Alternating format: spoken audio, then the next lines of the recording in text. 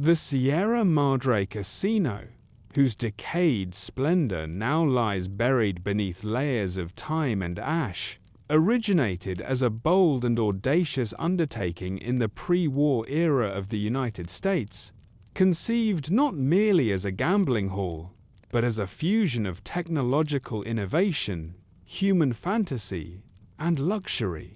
a monument to excess and ambition in a world that would soon be engulfed by nuclear devastation. Its creation was driven by a consortium of wealthy industrialists, technologists, and visionaries, inspired by the allure of entertainment hubs such as Las Vegas, and fueled by a belief in the transformative power of automation, aiming to design a resort that could operate almost entirely without human intervention, blending the pleasures of leisure with the marvels of cutting-edge engineering.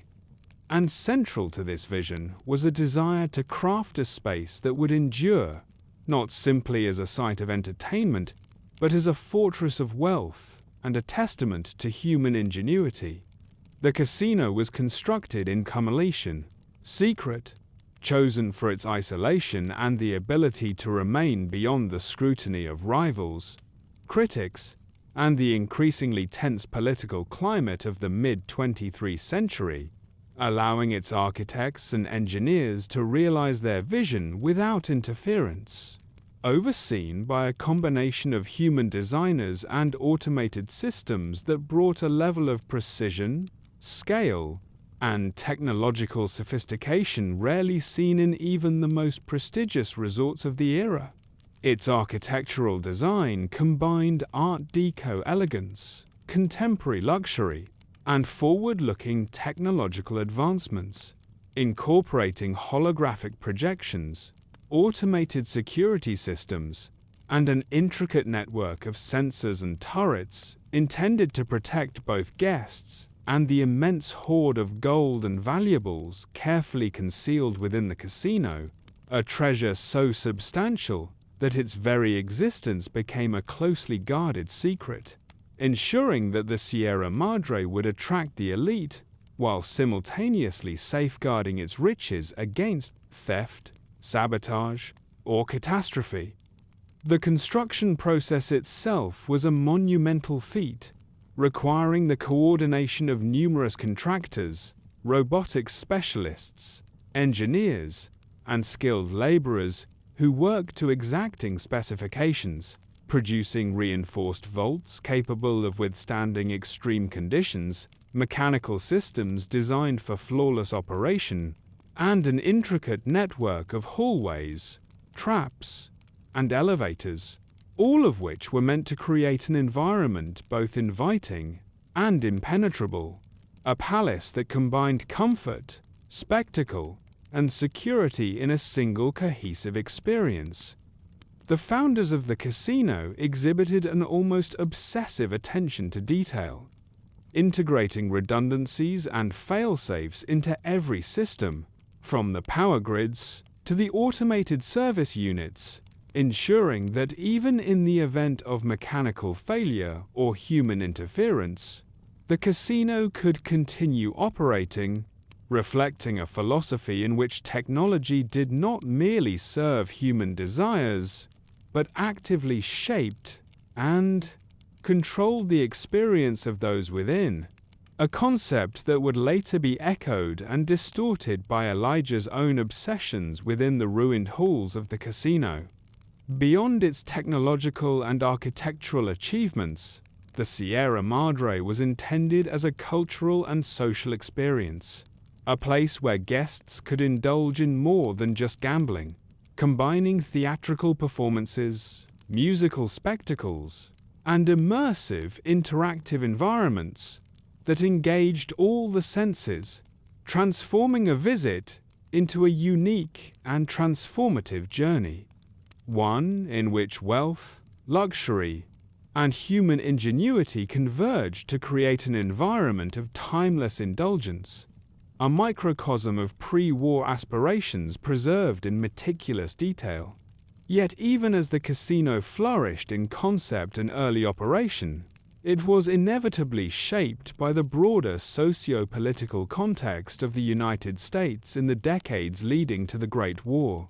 a period marked by increasing instability, economic disparity, and the looming threat of nuclear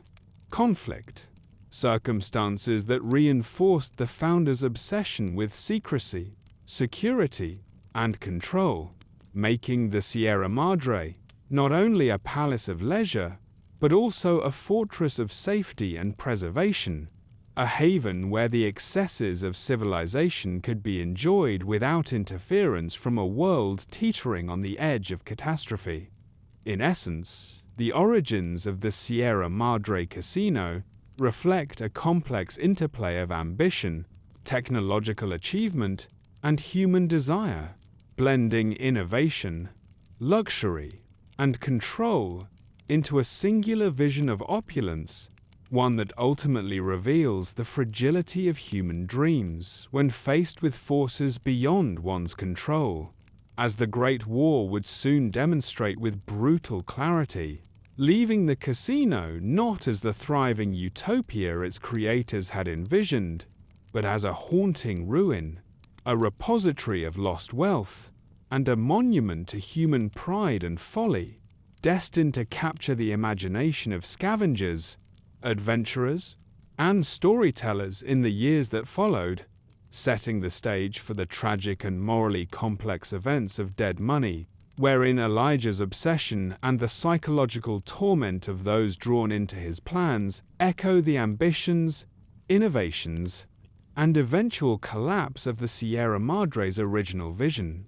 underscoring the enduring tension between human ingenuity, greed, and the inexorable consequences of ambition unchecked, solidifying the casino's place as one of the most enigmatic and compelling locations in the Fallout universe, a testament to the promise of pre-war civilization and the cautionary tales of excess, secrecy, and obsession that remain embedded in its shattered walls.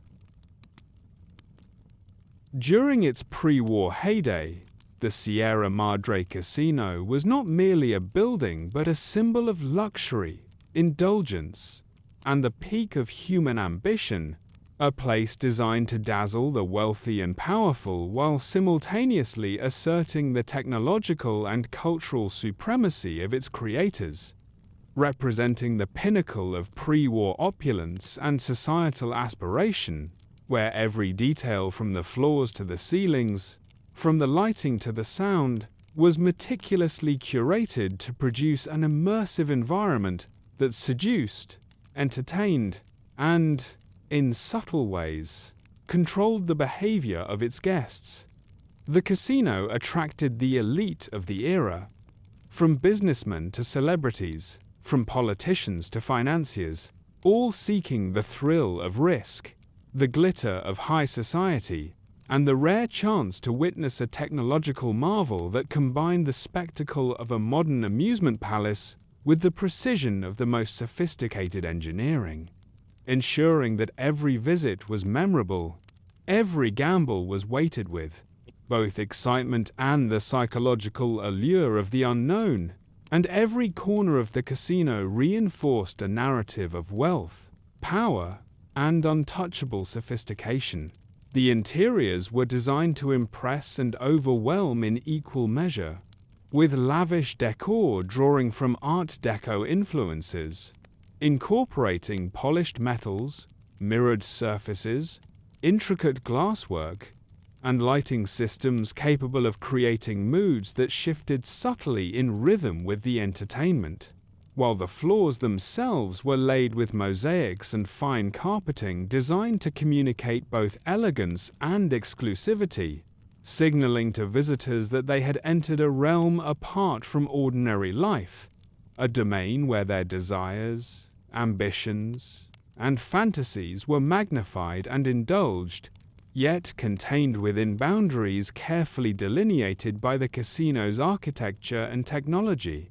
At the center of the experience was the gaming floor, where every table, slot, and automated roulette wheel was engineered to provide both the thrill of chance and the assurance of mechanical perfection, utilizing pre-war automation to eliminate human error while simultaneously creating an atmosphere of unpredictability, a delicate balance between control and chaos that reflected both the genius and the hubris of the Sierra Madre's creators, who sought to produce not just entertainment, but an environment in which wealth, psychology, and technology converged to create a kind of living performance, where the patrons themselves were both audience and participants, actors and observers in a carefully orchestrated spectacle of opulence and indulgence. Beyond the gaming tables,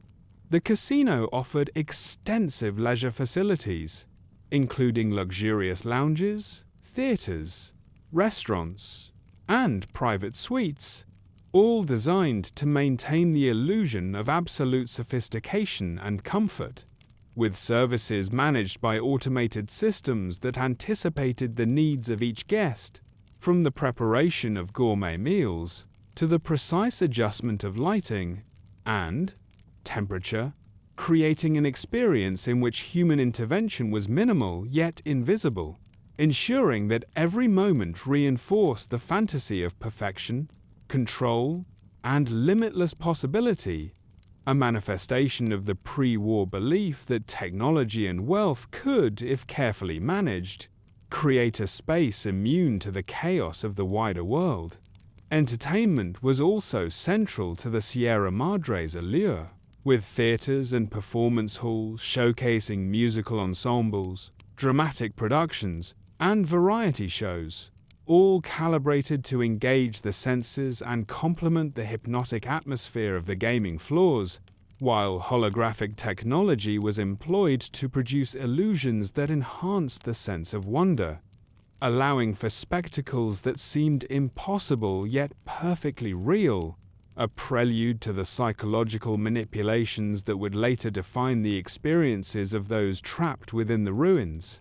demonstrating that even in its prime, the casino was a place where technology and human desire were intertwined in a way that blurred the line between reality and fantasy. The clientele of the Sierra Madre were carefully curated as well, with access restricted by wealth, influence, and reputation, creating an ecosystem of privilege in which each guest's presence reinforced the status of the others, fostering a culture of competition, prestige, and social signaling, while simultaneously isolating the casino from the broader society that teetered on the edge of collapse, a deliberate strategy that both protected the casino's secrets and amplified its mystique, positioning it as an unattainable paradise of luxury whose allure would endure long after its physical decay.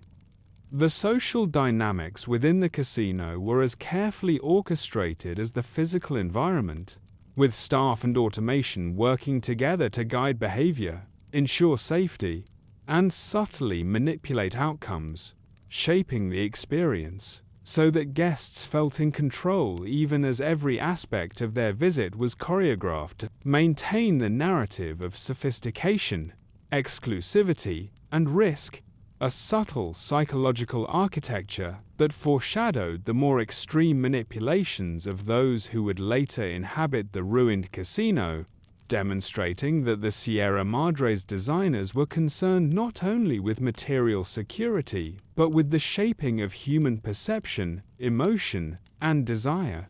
In addition to its visual and interactive design, the casino incorporated advanced technologies for security and surveillance, including automated cameras, sensors, and mechanisms designed to detect both physical intrusion and behavioral anomalies, a testament to the pre-war obsession with control and order, ensuring that the immense wealth housed within the facility remained protected while also reinforcing the psychological impact of the space, as guests were made to feel both empowered and observed, a duality that would later be echoed in the experiences of those caught in Elijah's schemes, demonstrating the enduring influence of the original architectural and technological philosophies Culinary and hospitality services were similarly automated, with kitchens capable of producing elaborate meals with minimal human oversight. A variety of themed bars and lounges providing both refreshment and spectacle, and suites that could accommodate the most discerning guest, all designed to maintain an environment in which every need was anticipated and every desire accommodated, creating a sense of timeless indulgence and comfort that elevated the casino above ordinary notions of leisure, positioning it as a space where reality and fantasy coexisted, and where every moment was carefully orchestrated to reinforce the perception of limitless wealth and refined taste. The Sierra Madre's reputation during this period was amplified by its secrecy and the myths surrounding its treasures, with whispers of vast gold reserves and exotic luxuries drawing wealthy travelers, speculators, and the curious alike, enhancing the allure of the casino even before many had the opportunity to see it firsthand. A phenomenon that combined social signaling, economic power, and psychological manipulation into a narrative of irresistible magnetism, a story of ambition and excess that would survive the apocalypse even as the physical building crumbled. In total, the pre-war era of the Sierra Madre Casino represents both the zenith of human ingenuity and the perfection of psychological engineering. An environment meticulously crafted to appeal to the senses, desires, and ambitions of its elite patrons, blending luxury, entertainment, and technology into a singular experience that was simultaneously magnificent, manipulative, and inevitably fragile, a fragile perfection whose eventual downfall would echo the broader collapse of civilization itself, and whose legacy would become inseparably entwined with the tales of obsession, greed, and survival that would later define the harrowing events of Dead Money, ensuring that the Sierra Madre remained one of the most iconic and enigmatic locations in the Fallout universe, a monument to pre-war brilliance and the human capacity for both creation and ruin. The technological achievements of the Sierra Madre Casino represent a level of ingenuity and foresight that few facilities of its era could match, embodying a pre-war vision of automation, security, and immersive entertainment that was as ambitious as it was revolutionary, with its creators employing the most advanced engineering, robotics, and electronic systems available at the time to construct a space that could operate with minimal human intervention while maintaining an atmosphere of opulence and control, blending human creativity with machine precision to create an environment that was at once welcoming, dangerous, and psychologically compelling. A complex system in which every element served multiple purposes, from enhancing the guests' experiences to protecting the immense wealth housed within. A duality that would later become central to the narrative of Dead Money, as the ruins revealed the genius and hubris of its original design. Central to the casino's technological marvels were its automated systems, designed to manage nearly every aspect of operations, from climate control to lighting, from food preparation to guest management, and from security to entertainment, all orchestrated through an interconnected network of sensors, actuators, and computing systems that allowed the building to respond dynamically to changes in its environment and the behavior of those within, a pre-war demonstration of human mastery over machines that, in its time, represented the cutting edge of applied engineering, combining reliability with subtle manipulation to create an illusion of effortless perfection. The security infrastructure of the Sierra Madre was particularly advanced, reflecting the founders' obsession with protecting both the casino's treasures and the integrity of the experience for its patrons. Incorporating automated turrets, motion sensors, pressure-sensitive flooring, and a series of holographic deterrents capable of disorienting and intimidating intruders while simultaneously maintaining the appearance of normalcy for legitimate guests, a delicate balance that relied on both mechanical precision and careful psychological calibration, ensuring that the vast hoard of gold and other valuables within the casino remained secure even in the face of determined human interference, and demonstrating a level of foresight and planning that would later influence Elijah's own designs when he seized the casino decades after the Great War. The holographic technology integrated into the Sierra Madre was nothing short of revolutionary, allowing for the creation of immersive visual experiences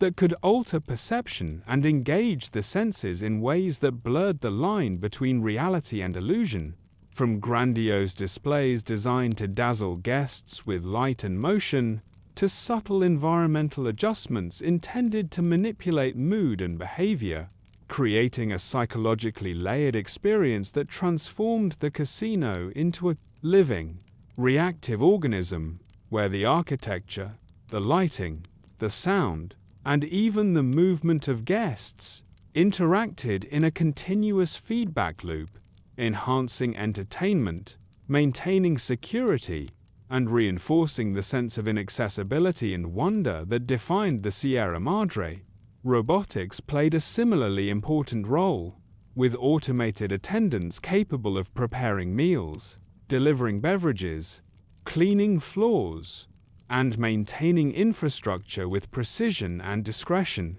creating the impression of attentive service without the need for extensive human labor, while the underlying systems continuously monitored performance and adjusted operations in real time, demonstrating a level of reliability and integration that reflected both the technical skill of the engineers and the philosophical goal of minimizing human error and unpredictability within a space designed to epitomize perfection, order, and luxury, a philosophy that would later echo in the designs and obsessions of Elijah as he sought to recreate and surpass the original grandeur of the Sierra Madre. The power systems underpinning the casino were also remarkable, incorporating redundant sources, automated regulation, and fail-safes capable of sustaining the facility under extreme conditions, reflecting the pre-war belief that technology could provide not only convenience but also security and permanence, a belief that ultimately clashed with the indiscriminate devastation of nuclear war, leaving the once luminous systems dormant but remarkably intact in many areas, their sophistication a haunting reminder of human ambition and the fragility of even the most carefully constructed technologies when confronted with forces beyond human control, beyond operational systems. The Sierra Madre also integrated advanced surveillance and analytical technologies, with hidden sensors and monitoring devices capable of tracking the movements, actions, and even physiological responses of patrons, creating a layer of psychological and behavioral insight that allowed operators, or later, Elijah, to anticipate and influence behavior, shaping the environment in subtle ways to enhance the sense of luxury, exclusivity, and risk, and to maintain control over both human and mechanical elements of the casino simultaneously, a sophisticated interplay of observation and intervention that prefigured the more extreme psychological manipulations seen in the post-war ruins. Entertainment systems were equally advanced, with theaters, stages, and lounges designed to accommodate performances that integrated holographic projections, automated lighting, and immersive acoustics, creating experiences that could range from intimate and emotionally compelling to grandiose spectacles designed to awe and overwhelm, all orchestrated through the same central network that controlled security, power, and services, demonstrating a pre-war ambition to merge technological control with human experience in ways that were as imaginative as they were precise, reflecting the casino's dual role as both a sanctuary of indulgence and a fortress of wealth. The vaults and treasure chambers of the Sierra Madre were themselves technological masterpieces, incorporating reinforced construction, precision locking mechanisms, automated countermeasures, and intricate layering of security systems designed to resist theft, intrusion, and decay, with every aspect calibrated to safeguard the gold and valuables that formed the centerpiece of the casino's appeal and narrative, ensuring that the pursuit of wealth remained a central, controlled, and ultimately perilous aspect of the experience for anyone daring enough to attempt access. A tension that would later be magnified in the experiences of those trapped within the ruins during Dead Money. The overall integration of these systems reflected a pre-war philosophy that technology, when applied with rigor, could create not merely convenience or safety, but a controlled reality in which human behavior, perception, and experience could be subtly guided. A vision of order and perfection that, in its original context, symbolized the height of human achievement, yet contained the seeds of vulnerability, as reliance on machines, automation, and secrecy created dependencies that could not withstand the cataclysm of the Great War, leaving behind a ruin that retained the echo of brilliance, while simultaneously embodying the consequences of overreach, hubris, and obsession. The Sierra Madre's technological marvels were thus not merely functional, but symbolic, representing the aspiration of a civilization that sought to harness intellect, wealth, and imagination to create a controlled paradise, a microcosm of human desire and ingenuity that would later serve as both inspiration and cautionary tale for those who encountered it in the post-apocalyptic era, a monument to the potential and limitations of technology when intertwined with human ambition, greed, and obsession, and a foundation upon which the horrors, challenges, and narrative complexity of Dead Money would ultimately unfold, demonstrating how the brilliance of the past could become both a tool and a trap for the present.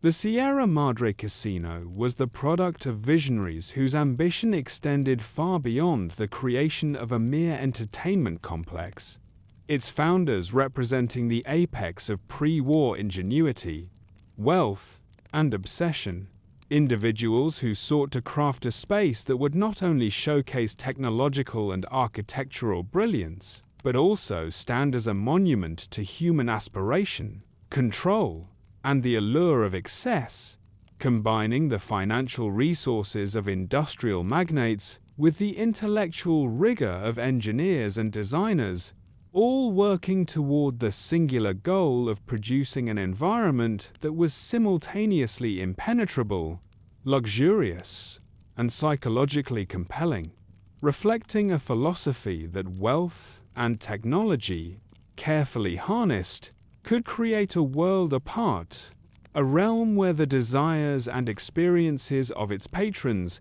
could be orchestrated, elevated, and, to some extent, controlled, a testament to the pre-war belief in human mastery over both material and social realities. Founders of the Sierra Madre were not merely financiers or architects, but visionaries who understood the potential of integrating technology, psychology, and spectacle, and who believed that the combination of automation, holography, and environmental control could produce a space that transcended ordinary expectations of leisure and entertainment, a place that would immerse visitors in an experience meticulously calibrated to both satisfy and challenge, seduce and awe,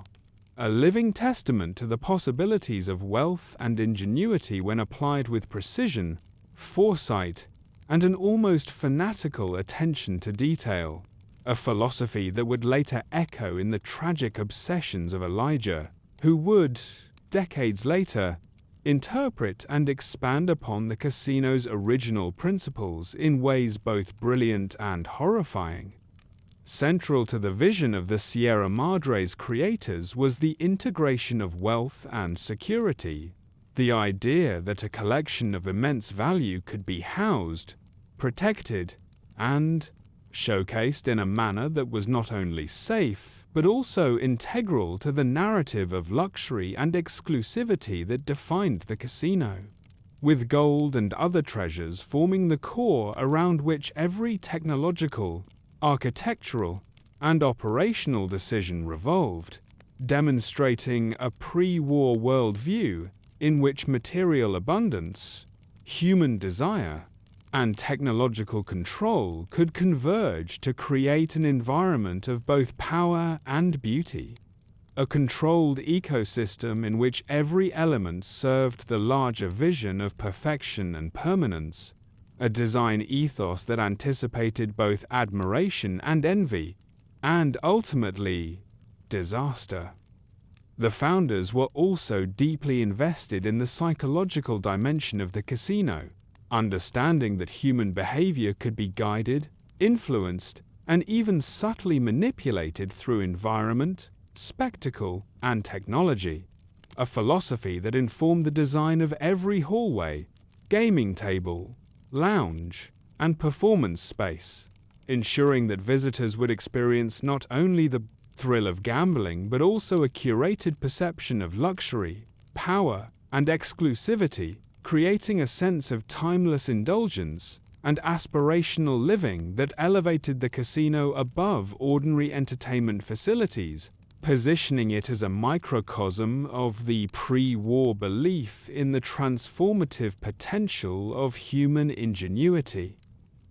Innovation was central to the vision, with the founders commissioning technologies that were both cutting-edge and experimental, incorporating early holography, automated service robotics, advanced environmental control systems, and surveillance mechanisms that allowed the casino to function with minimal human intervention, while maintaining the appearance of attentive service, a design principle that reflected both confidence in pre-war technology and an obsession with precision, efficiency, and control, emphasizing that every action, from the delivery of a meal to the opening of a vault door, was a carefully orchestrated component of a larger, harmonious whole, a philosophy that would later be interpreted, distorted,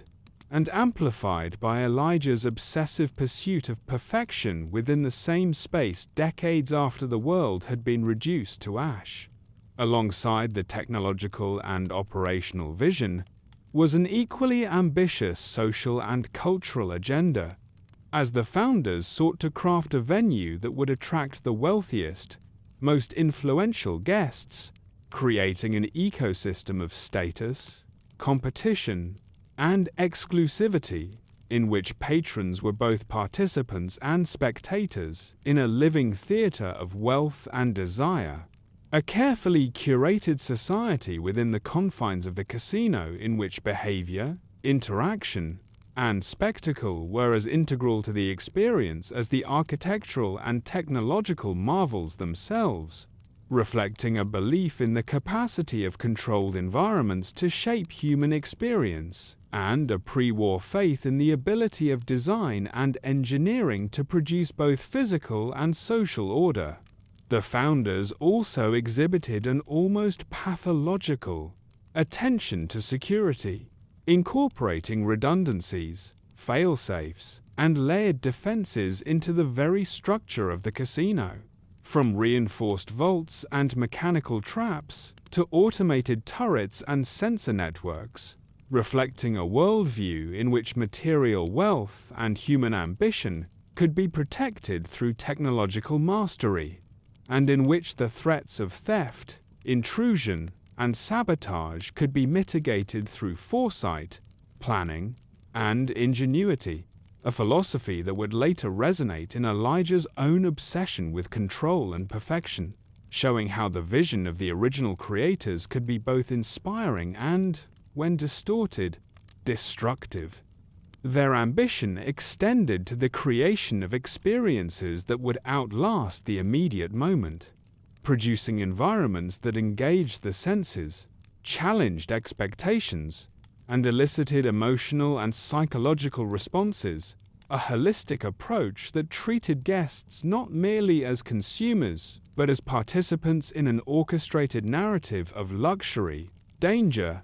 and intrigue, demonstrating a pre-war belief that design, engineering, and spectacle could elevate human experience to something approaching art, and that wealth, technology, and psychology could be interwoven to create both wonder and control, a philosophy as evident in the spatial arrangements and entertainment programming as in the hidden technological networks and security systems that undergirded the entire operation. The vision of the founders was also informed by the looming presence of social and political instability in the decades leading to the Great War.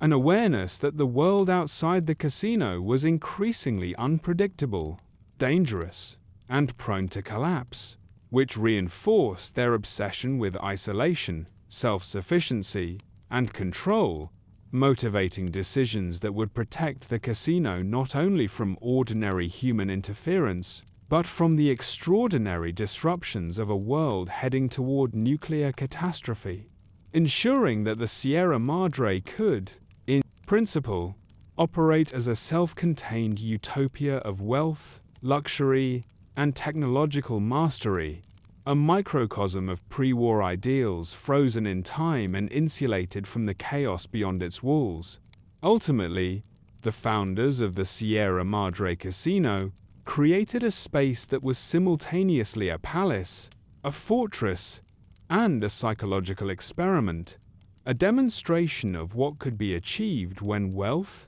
technology, and human ambition were combined with obsessive care and foresight, a creation that would outlast its original purpose and become a legend in the post-apocalyptic world, serving as both a repository of treasures and a monument to human aspiration,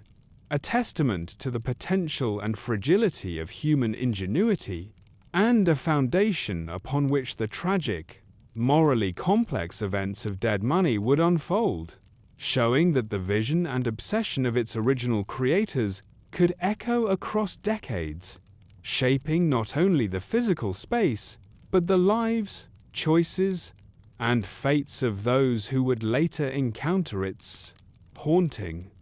ruined splendor. As the mid-20th century progressed, the world outside the Sierra Madre Casino became increasingly unstable, and the shadow of global conflict loomed ever larger, influencing the philosophies, priorities, and operations of the casino's founders in profound ways,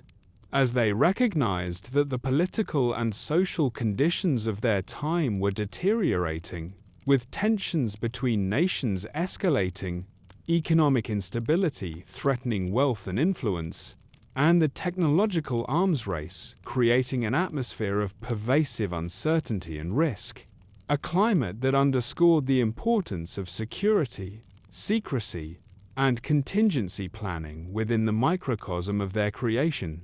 shaping the casino not only as a temple of luxury and spectacle, but also as a fortress capable of enduring the unpredictable, chaotic world beyond its walls. The approaching threat of nuclear conflict and large-scale geopolitical upheaval fundamentally informed the design of the casino,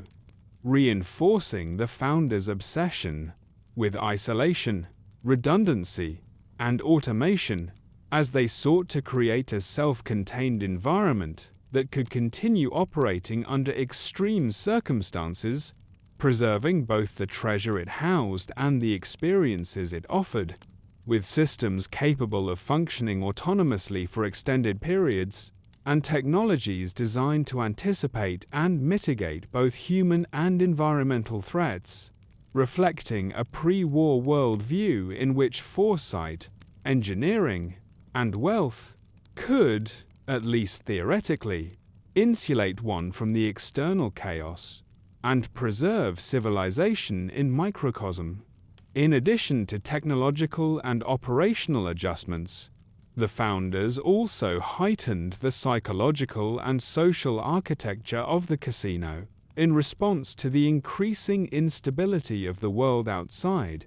recognizing that patrons would seek not merely amusement, but a sense of security, control, and transcendence from the mounting anxieties of the era, a belief that shaped the carefully curated experiences within the casino. From its entertainment offerings to the orchestration of social hierarchies, designed to reinforce feelings of exclusivity, status, and invulnerability, creating an environment in which the external turmoil could be temporarily forgotten, replaced instead by the immersive allure of wealth, spectacle, and the controlled illusion of perfection that defined the Sierra Madre. The founders also understood that the value of secrecy would increase as the geopolitical climate became more volatile, motivating the casino's placement in a remote, concealed area and the implementation of highly sophisticated security systems. From mechanical traps and surveillance technologies to automated deterrents, all intended to protect not only the material wealth contained within, but also the intellectual and technological secrets of the facility itself, as knowledge of such innovations could become a target in times of scarcity or conflict, making concealment as important as physical defense, a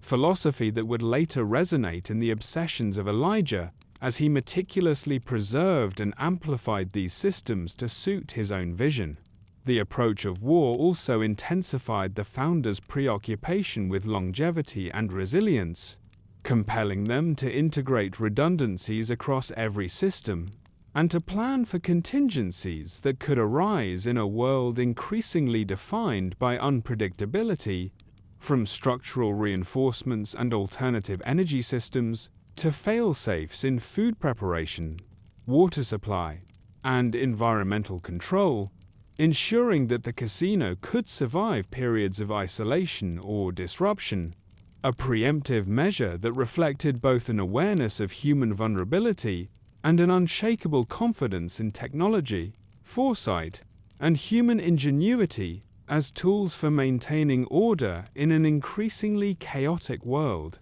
Economically, the looming conflict and potential collapse of normal trade, finance, and governance reinforced the casino's function as a repository of wealth and a self-contained ecosystem, a place where valuable resources could be protected from the fluctuations and disruptions affecting the wider society, emphasizing the founders' understanding that survival, security, and prosperity were inextricably linked, and that the careful management of both material and technological assets could ensure the continuity of their vision even in the most extreme circumstances.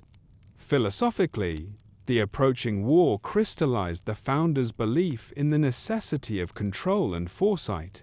reinforcing the idea that human ambition and ingenuity could carve out spaces of order, beauty, and power within a world increasingly defined by disorder and impending destruction, and instilling a mindset in which the interplay of luxury, security, and psychological orchestration was not simply a matter of preference but a moral and existential imperative, a way to assert dominion over circumstances that were rapidly slipping beyond the control of most individuals and societies. The social and psychological implications of the looming conflict were similarly profound.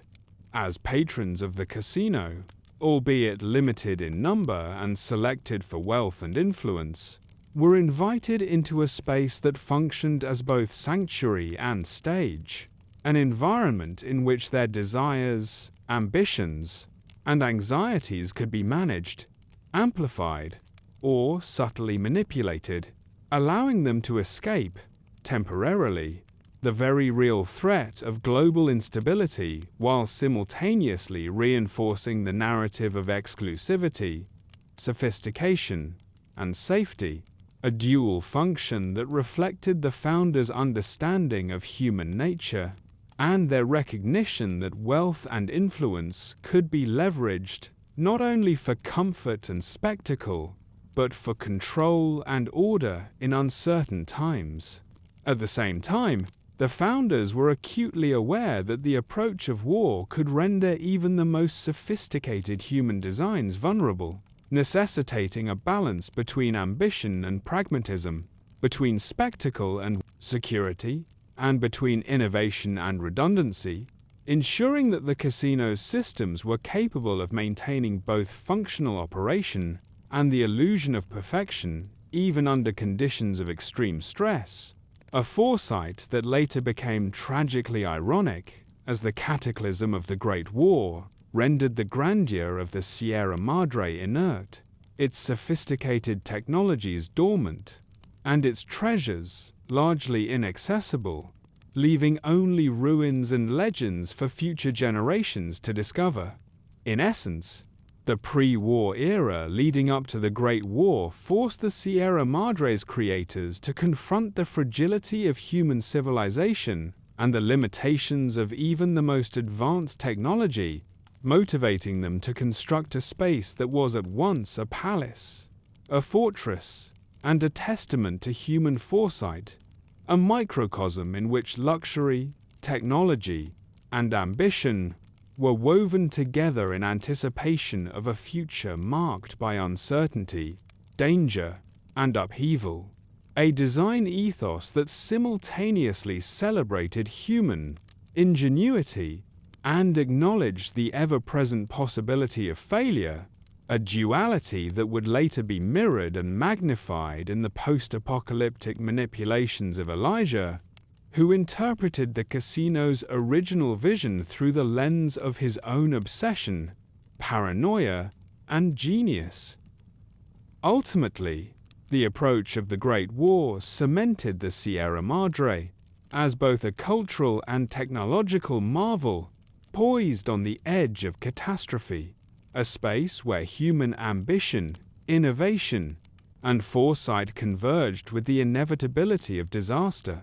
creating a facility whose physical beauty, technological sophistication, and psychological intricacy would outlast the society that produced it, leaving behind a ruin whose very existence is a testament to the interplay of genius, obsession, and the inexorable consequences of global conflict, ensuring that the history of the Sierra Madre remains inseparable from the broader story of human ambition, greed, and the fragility of civilization,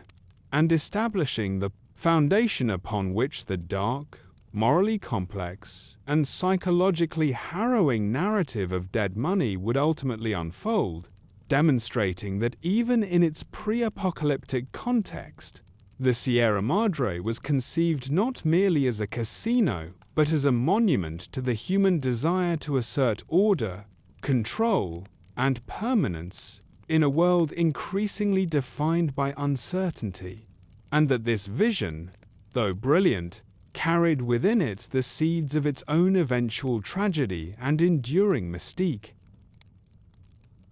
The onset of the Great War brought unprecedented destruction to the world, and although the Sierra Madre Casino had been conceived as a sanctuary of luxury, wealth, and technological ingenuity, it could not escape the broader consequences of the nuclear apocalypse, as the bombs detonated across the United States and beyond, reshaping landscapes, economies, and human civilization in an instant, leaving behind a wasteland defined by radioactive fallout, structural ruin, and the collapse of pre-war social, political, and economic systems, a global event that rendered even the most sophisticated and well-protected enclaves vulnerable to the indiscriminate force of nuclear fire and its aftermath. In the immediate hours and days following the detonations, the Sierra Madre itself experienced a combination of direct and indirect impacts, from shockwaves, seismic stress, and potential fires triggered by distant blasts to the atmospheric contamination that infiltrated its ventilation and filtration systems, testing the resilience of the engineering and automation that had been intended to safeguard both the structure and its treasure, and challenging the foresight of its founders in ways no pre-war planning could have fully anticipated, as even the most advanced redundancies could not mitigate the global collapse of infrastructure and society. Though the casino's remote and concealed nature shielded it from direct targeting, the surrounding region was inevitably transformed into a zone of desolation, devoid of human oversight, governance, or maintenance, with natural and environmental systems beginning to shift unchecked, further straining the building's mechanisms, while the collapse of external supply chains, power grids, and communication networks rendered the sophisticated automation increasingly inert, leaving the once lively halls of entertainment silent, empty, and inert, a frozen monument to pre-war ambition whose purpose had been abruptly nullified by events beyond human control. Structurally, the casino fared better than many contemporary constructions, as its reinforced vaults, durable materials, and pre-war engineering were designed to withstand both natural and human threats, but the stresses induced by distant nuclear detonations, tremors, and long-term radiation exposure gradually affected its integrity, creating fissures in concrete, warping mechanical components, and corroding critical infrastructure over time, an ironic twist in which the very technologies designed to ensure safety and perfection could not withstand the scale and unpredictability of total war, demonstrating the limitations of human foresight even at the height of technological sophistication. The immediate aftermath also revealed the psychological and symbolic consequences of nuclear devastation.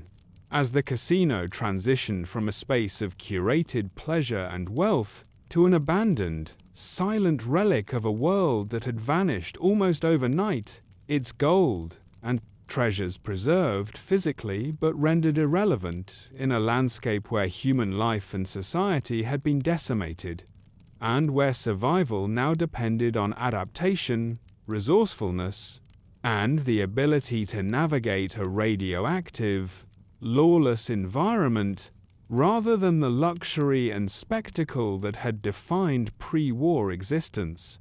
Biologically, the surrounding environment was altered irrevocably, with fallout, radiation, and climate disruption affecting local ecosystems, forcing shifts in flora and fauna that would later influence the natural processes within and around the casino. From the gradual encroachment of vegetation into cracks and unsealed areas, to the presence of scavenging animals and opportunistic species, all of which contributed to the casino's post-apocalyptic condition while remaining largely irrelevant to human activity, as the immediate population had been devastated, displaced, or killed, leaving the structure increasingly isolated. Socially and historically, the Great War erased the societal structures that had once given context to the Sierra Madre's wealth and exclusivity,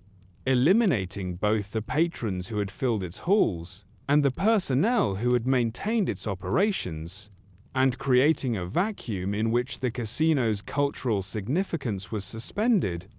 transforming it into a legend rather than a functioning institution, a location whose past prominence became accessible only through fragments of pre-war memory, rumors, and the occasional recovered document, a situation that would later give rise to the myths and obsessive quests associated with the treasure within,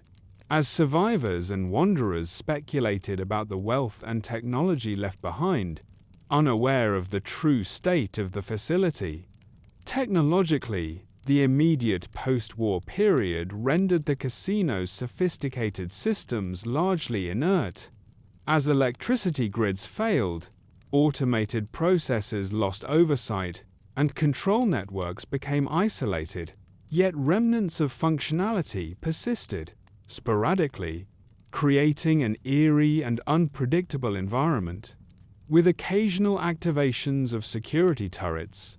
holographic projectors, or automated doors producing both wonder and danger for those who might venture near, a paradox in which the very brilliance of pre-war innovation became an obstacle to exploration and survival in the post-apocalyptic context. The treasures of the Sierra Madre, carefully hoarded by its founders and protected by layers of technology, were preserved in terms of physical integrity, but rendered effectively inaccessible due to the combination of automated security failures, environmental pressures, and the absence of human operators, establishing the conditions for the casino's later mythologization, in which the promise of vast wealth coexisted with lethal hazards, and in which the psychological impact of isolation, danger, and mystery became as significant as the tangible gold and valuables themselves. Culturally, the immediate aftermath of the war reframed the Sierra Madre in human consciousness, transforming it from a site of glamour and innovation into a symbol of lost civilization. Human ambition halted abruptly, and the fragility of technological achievements in the face of catastrophic events, a narrative reinforced over decades by oral histories, speculation, and scavenger tales that emphasized both the treasure and the peril, while the true history of the founders, the design principles, and the precise technological capabilities remained largely inaccessible, buried within the silent, irradiated halls of the casino. Over time, the Great War's effects compounded, as the absence of maintenance, power, and oversight allowed both mechanical and environmental processes to gradually degrade the structure's integrity, though in ways that preserved the underlying sophistication, creating a unique paradox in which the casino remained largely intact structurally, while simultaneously evolving into a psychological and physical trap for future explorers, a condition that would later shape the narrative of Dead Money, as those drawn into the Sierra Madre encountered both the brilliance of pre-war engineering and the lethal consequences of decades of neglect, decay, and uncontrolled activation of dormant systems. In essence, the Great War and its immediate aftermath marked a turning point for the Sierra Madre, transforming it from a functioning marvel of human ambition into a frozen monument, a repository of wealth, technology, and legend preserved within a landscape devastated by nuclear fire, simultaneously demonstrating the limits of human foresight, the resilience of careful engineering, and the capacity for myth-making to emerge from ruin, setting the stage for future human interaction, obsession, and exploration, and establishing the narrative and environmental conditions that would ultimately define the haunting, morally complex, and psychologically harrowing experience of the casino in Dead Money, where the consequences of global catastrophe, isolation, and technological sophistication converge to create a space that is both alluring and deadly, a testament to the interplay of ambition, disaster, and the enduring consequences of human civilization's collapse. In the decades following the Great War, the Sierra Madre casino descended into a prolonged period of isolation and decay, a transformation that converted what had once been a pinnacle of pre-war ambition, luxury, and technological innovation into a derelict monument shrouded in mystery. Its automated systems dormant or partially active, its hallways silent but for the echoes of a civilization long extinguished, and its treasure preserved yet effectively unreachable, creating an environment that was simultaneously a ruin and a legend,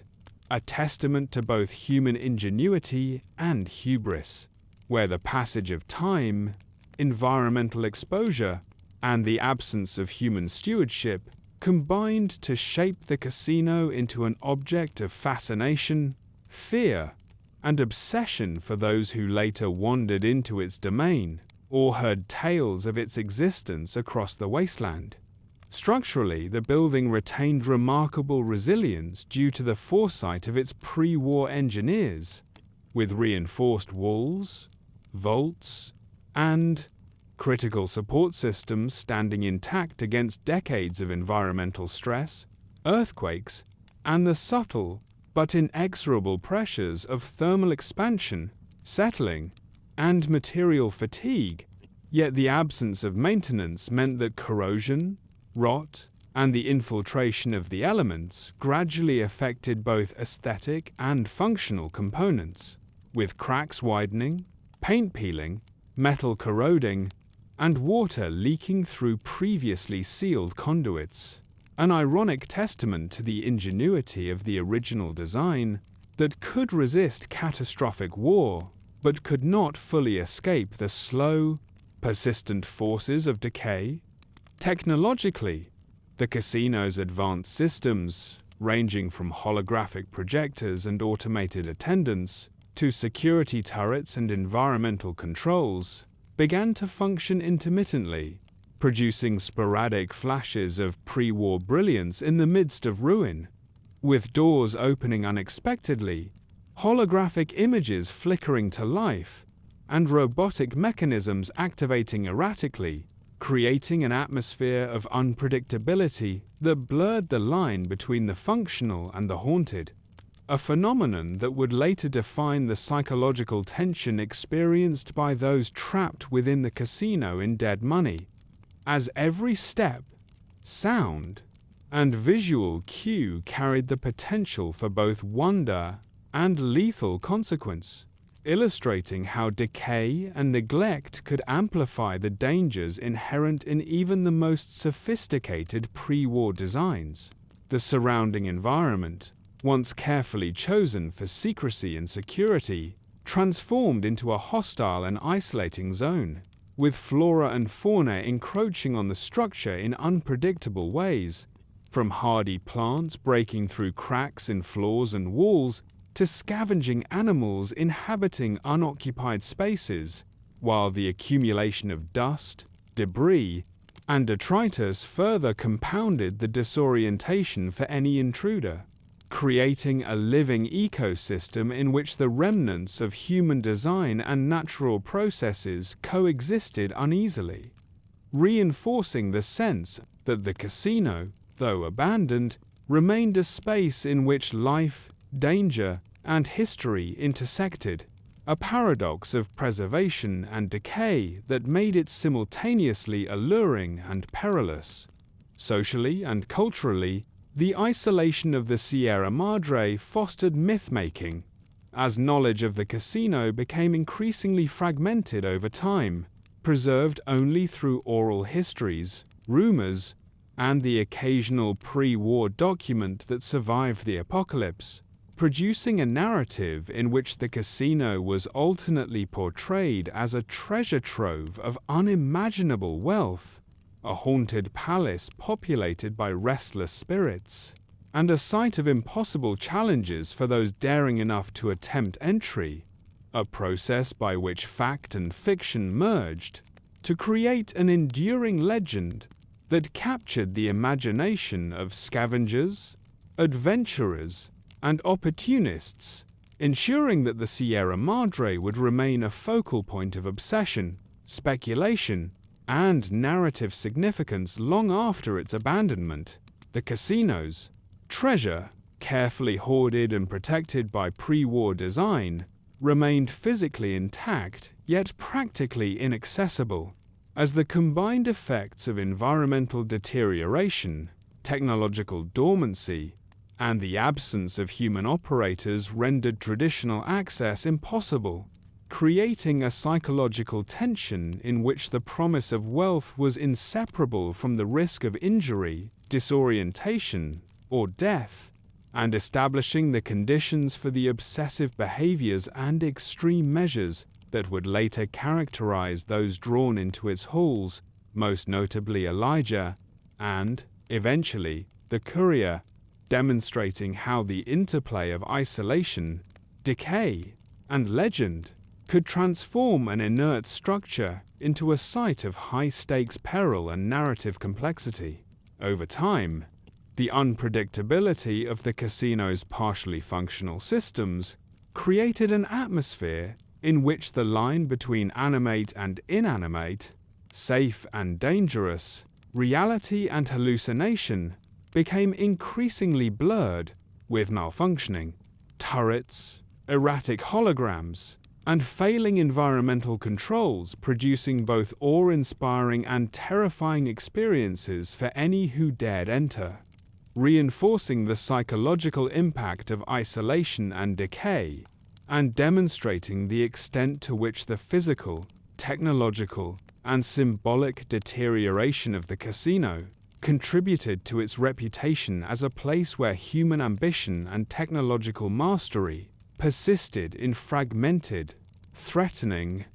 and sometimes lethal ways. Further compounding the casino's mythos was the interplay between isolation and security, as the advanced mechanisms designed to protect the treasure became simultaneously more dangerous and more enigmatic in the absence of oversight, producing conditions in which the remnants of pre-war ingenuity served as both a preservation tool and a trap, a duality that would later define the moral and physical trials encountered in Dead Money, and illustrating how human ambition, technology, and neglect could converge to create an environment in which survival required intelligence, adaptability, and restraint, while greed and recklessness were met with immediate consequences. Psychologically, the isolation of the Sierra Madre amplified the tension between curiosity and fear, wealth and risk, knowledge and ignorance, as the decades-long absence of human activity allowed imagination, rumor, and fragmented memory to dominate perceptions of the casino, creating a space in which legend and reality were inseparable, a phenomenon that would later drive individuals like Elijah to obsession and others, like the Courier, to moral and existential tests that probed the limits of patience, cooperation, and survival, demonstrating the enduring power of myth in shaping human behavior even in the absence of social, economic, or political structures. In total, the post-war isolation and decay of the Sierra Madre casino illustrate the complex interplay of technological brilliance, human ambition, environmental forces, and psychological perception, producing a site that is at once a monument to pre-war achievement, a laboratory of emergent danger, and a crucible for legend and obsession, whose ruins continue to captivate, terrify, and challenge all who encounter them, ensuring that the history, allure, and cautionary power of the casino endure as a defining element of the Fallout universe, a location where the consequences of war, neglect, and human desire converge to create both narrative and experiential richness,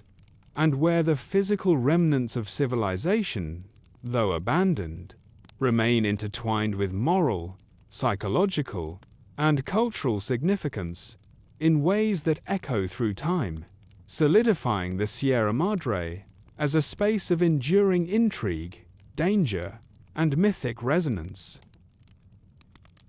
Over the decades following the Great War, the Sierra Madre Casino transitioned from a ruin of pre-war ingenuity into a locus of myth, obsession, and speculation, as stories of its wealth, dangers, and strange occurrences spread across the wasteland, transmitted by scavengers, wanderers, opportunists, and the few surviving records that had escaped the nuclear devastation, forming a narrative in which fact and fiction merged to create a legendary site whose allure was as psychological as it was material, with the promise of unimaginable treasure drawing adventurers who were willing to risk life, sanity, and morality to glimpse or claim even a fraction of what lay within.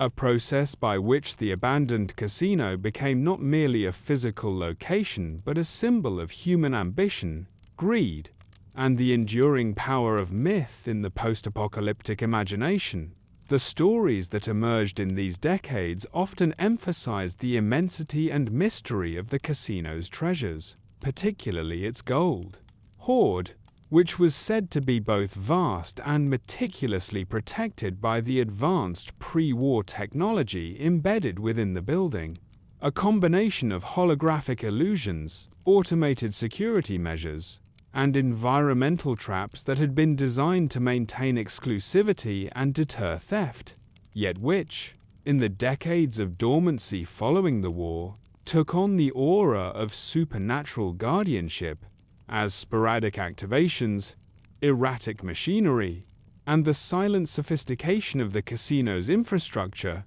created the perception of intelligence and intent, turning technological remnants into objects of legend. Rumors also circulated regarding the enigmatic fate of those who had attempted to access the casino over the years, with tales of sudden disappearances, inexplicable accidents, and encounters with strange phenomena contributing to the growing aura of danger surrounding the Sierra Madre, and establishing its reputation as a place where human ambition could meet sudden, fatal consequence.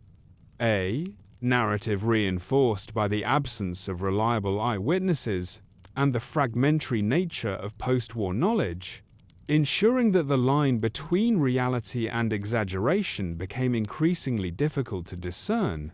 and that every retelling added layers of psychological intrigue and moral warning to the casino's reputation.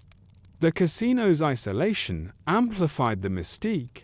as its concealed location prevented casual discovery and ensured that only those who were resourceful, persistent, or exceptionally lucky could approach it, creating a space in which imagination, rumor, and expectation filled the void left by decades of absence, transforming the Sierra Madre into a site where human curiosity, greed, and obsession converged, and where each retelling of its treasures, dangers, and supposed supernatural qualities contributed to the mythos, reinforcing its status as a legendary destination for adventurers, treasure seekers, and storytellers alike.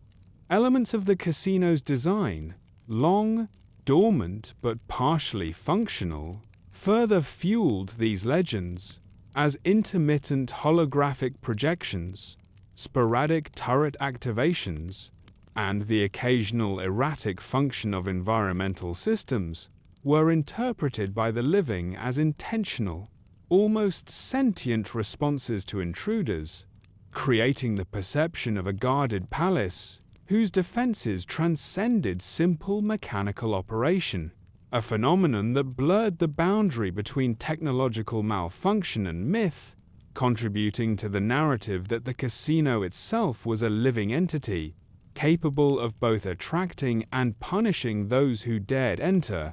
and reinforcing the psychological and moral dimensions of the legends that had developed around it. Folklore surrounding the casino also included more fantastical claims, from reports of ghostly apparitions and spectral staff to whispers of pre-war spirits guarding the gold, which, while never verified, gained traction precisely because of the absence of human oversight and the casino's reputation for danger, creating an interwoven narrative of wealth, hazard, and supernatural influence that captured the imaginations of scavengers, storytellers, and later, individuals like Elijah, whose own obsession with the site was shaped as much by legend as by tangible evidence of its treasure, illustrating the power of myth to motivate extreme behavior and to shape human perception in a post-apocalyptic context. The Sierra Madre's gold hoard, in particular, became a focal point for legend, described in increasingly hyperbolic terms as both vast and perilously protected, with stories suggesting that the gold could only be reached by navigating a labyrinth of traps, erratic machines, and illusions designed to challenge the intellect, courage, and morality of any who approached, a narrative that mirrored the pre-war philosophy of exclusivity and psychological manipulation embedded in the casino's design, and which served to heighten the tension, stakes, and allure of the location for future explorers, creating an environment in which the promise of wealth was inseparable from the risk of ruin, and in which human desire, ambition, and obsession were tested long before physical entry into the facility. Social and cultural memory also played a role in shaping the legends, as scavenger communities, itinerant traders, and distant observers exchanged stories, combining fragments of fact, conjecture, and embellishment to create a rich and evolving narrative ecosystem around the casino, in which each retelling reinforced the perception of danger and reward, and in which the Sierra Madre became a symbol of pre-war brilliance, post-war survival, and the human tendency to elevate lost places into mythic objects of obsession, a process that would later inform Elijah's own interpretation of the casino as both a treasure trove and a stage for his experiments, demonstrating how isolation and rumor can shape both perception and behavior. The casino's technological remnants contributed to the legends in ways that were unpredictable and psychologically compelling, as malfunctioning holograms, intermittent turrets, and erratic environmental controls produced phenomena that could be interpreted as intentional, malevolent, or supernatural, amplifying the sense of suspense, fear, and curiosity associated with the site, and reinforcing the notion that the casino was a living, reactive space, a narrative device that would later define the experiences of anyone who entered during Dead Money, where psychological manipulation, environmental hazards, and the promise of treasure combined to produce a morally and physically challenging crucible.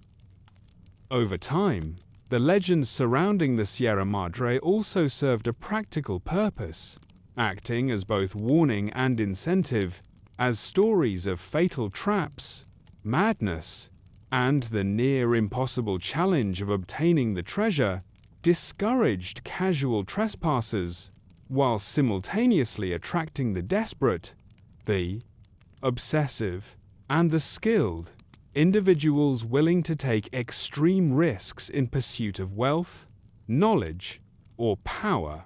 creating a self-reinforcing cycle in which the myth of the casino drew in those capable of fulfilling the legend, ensuring that its reputation remained dynamic, alive, and compelling even as the physical structure remained silent, empty, and largely abandoned. The process of mythologization also reinforced moral and psychological themes, as the tales emphasized not just the gold and the hazards, but the consequences of greed, ambition, and hubris, highlighting the ethical and existential stakes inherent in pursuing the casino's treasures, and creating a narrative framework that would later be central to the trials faced by the courier and companions in Dead Money, illustrating the interplay of legend, perception, and reality, and showing how stories alone could shape expectations,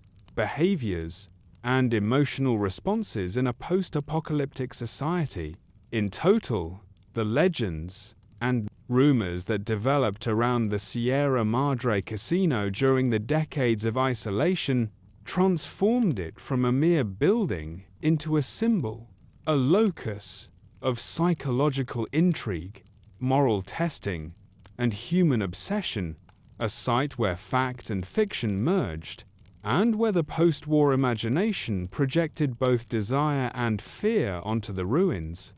creating an enduring narrative framework that would shape exploration, interpretation, and human engagement for generations to come, ensuring that the casino remained one of the most enigmatic, psychologically compelling, and culturally significant locations in the Fallout universe, a place where the weight of history, technology, and legend combined to create a story that is as much about human ambition and obsession as it is about gold, security systems, or architecture, and where every tale, rumor, and whispered account added depth, danger, and allure to a site that would eventually become the stage for one of the most harrowing, morally complex, and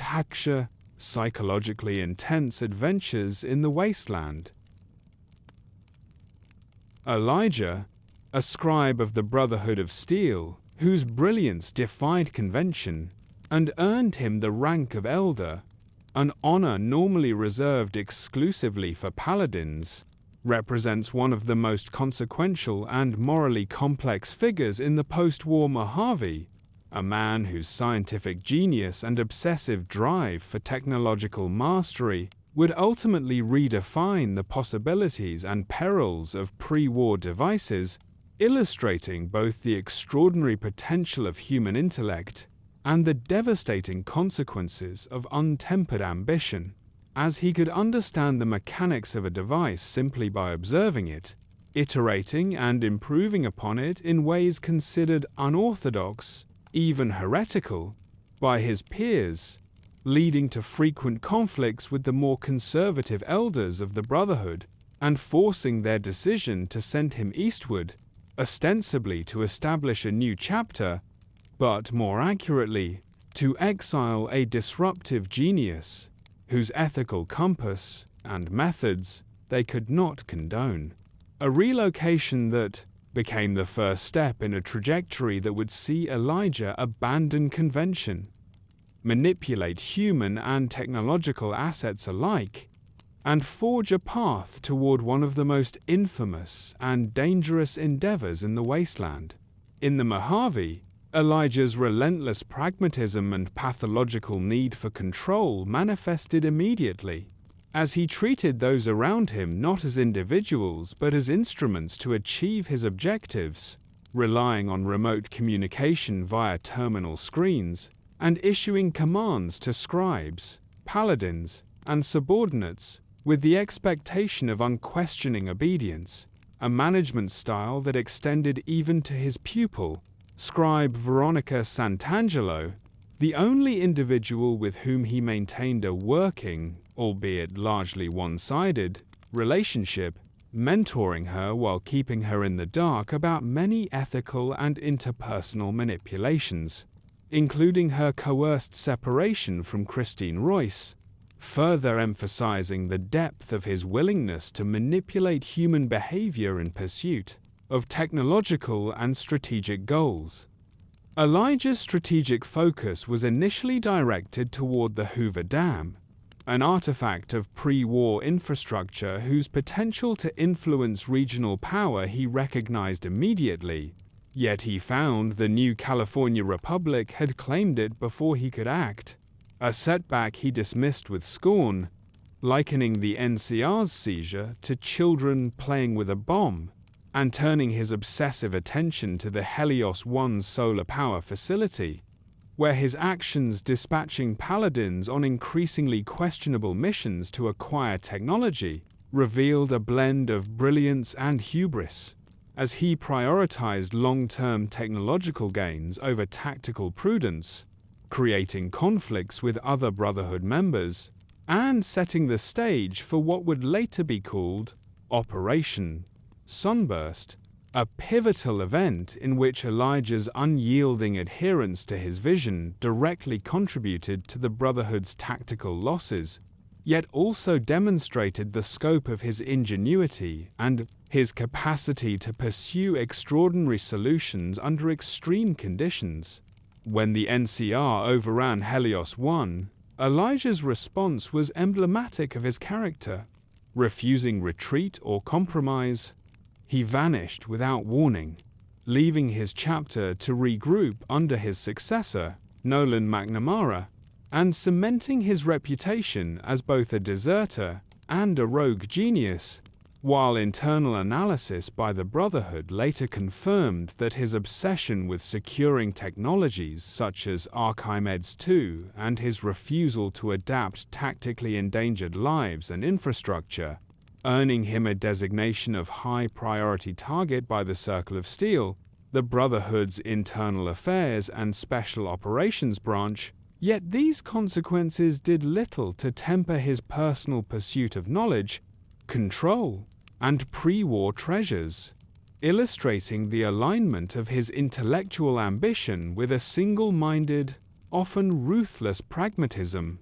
In the years following his disappearance, Elijah traversed the wasteland in search of technologies and relics capable of realizing his vision, traveling as far as the Divide, interacting with the ciphers, and ultimately arriving in the Big Empty, where he encountered vast repositories of pre-war devices, rare equipment, and advanced technological specimens, his abilities immediately apparent when he escaped from the think tank with ease, astonishing the overseers of that facility, and setting the stage for his eventual interest in the Sierra Madre, whose legend had been conveyed to him by Ulysses, spurring Elijah to consider the casino not merely as a repository of wealth, but as a platform upon which to implement his ambitions of technological mastery, control, and societal transformation.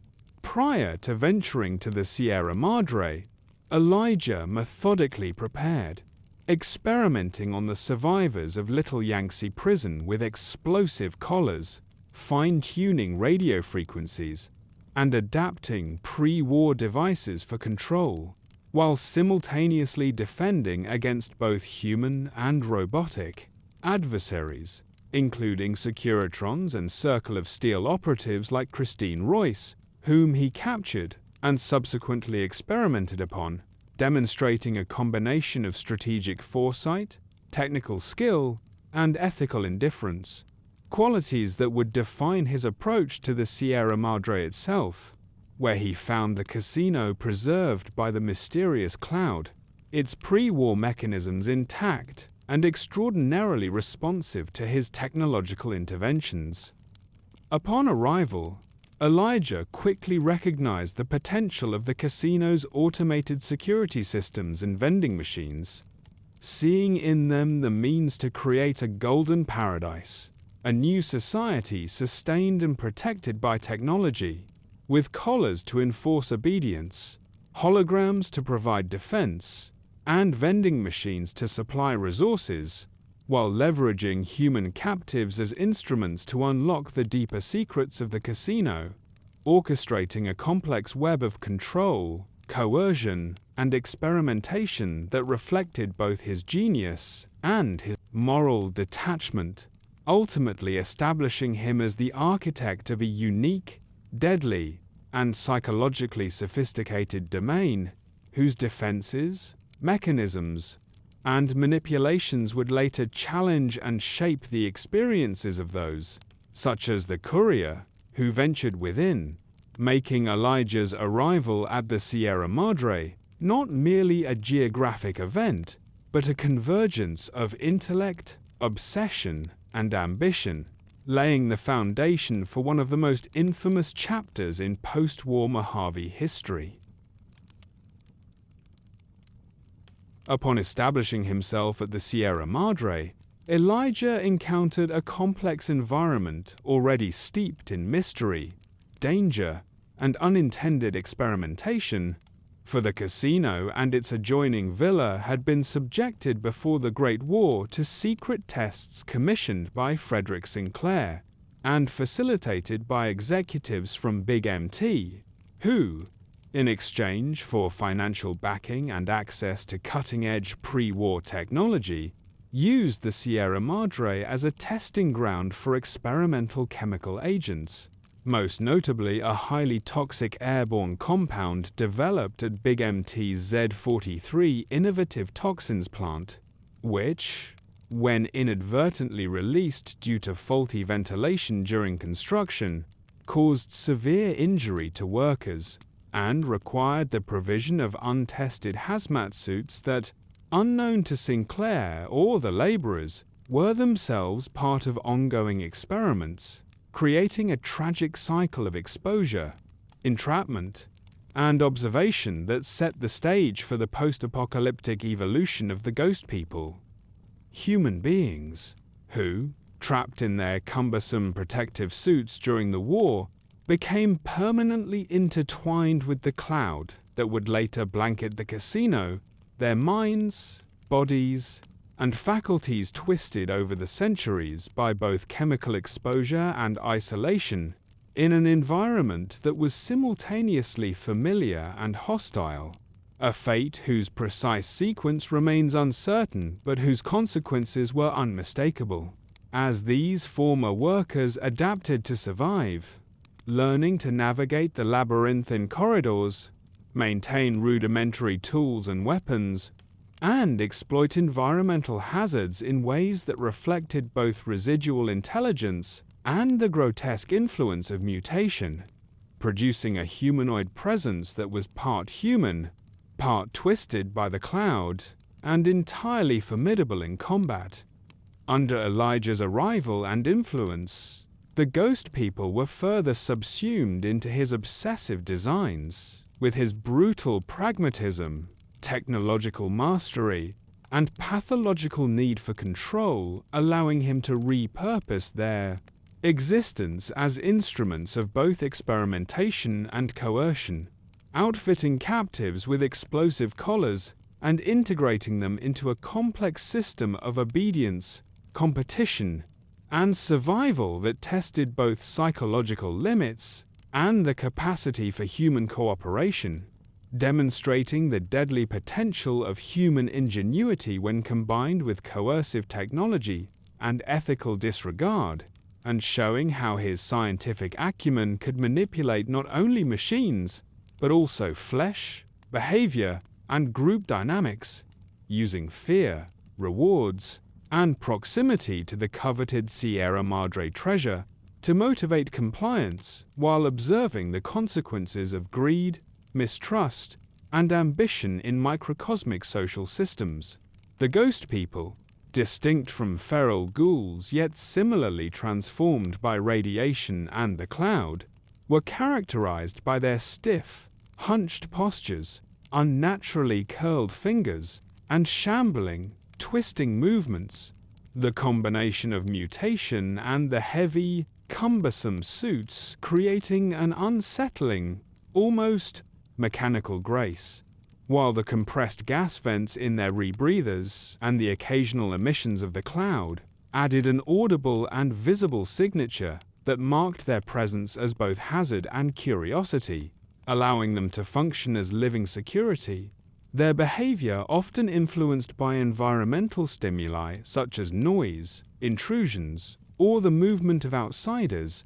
and their intelligence sufficient to set rudimentary traps, use improvised weapons such as spears or bear trap gauntlets, and employ tactics that reflected awareness of human vulnerability, while their reverence for pre-war holograms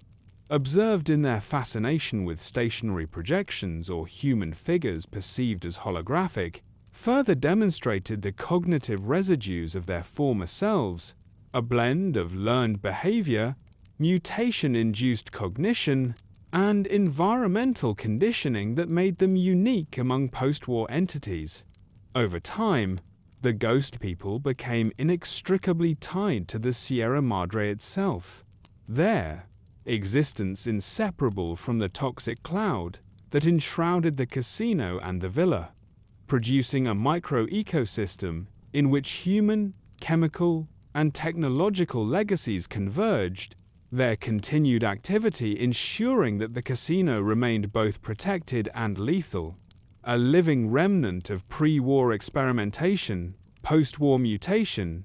and Elijah's manipulations, a testament to the unintended consequences of human ambition, scientific curiosity, and moral compromise, while simultaneously providing Elijah with a uniquely capable and expendable workforce for further experiments, exploration, and coercion,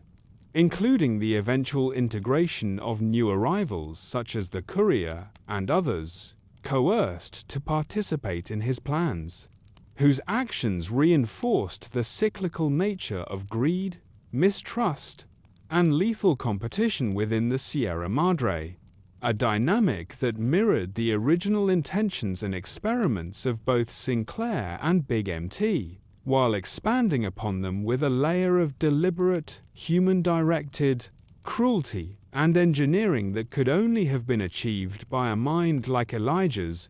combining technical insight, strategic foresight, and a willingness to manipulate human nature to achieve goals far beyond conventional morality.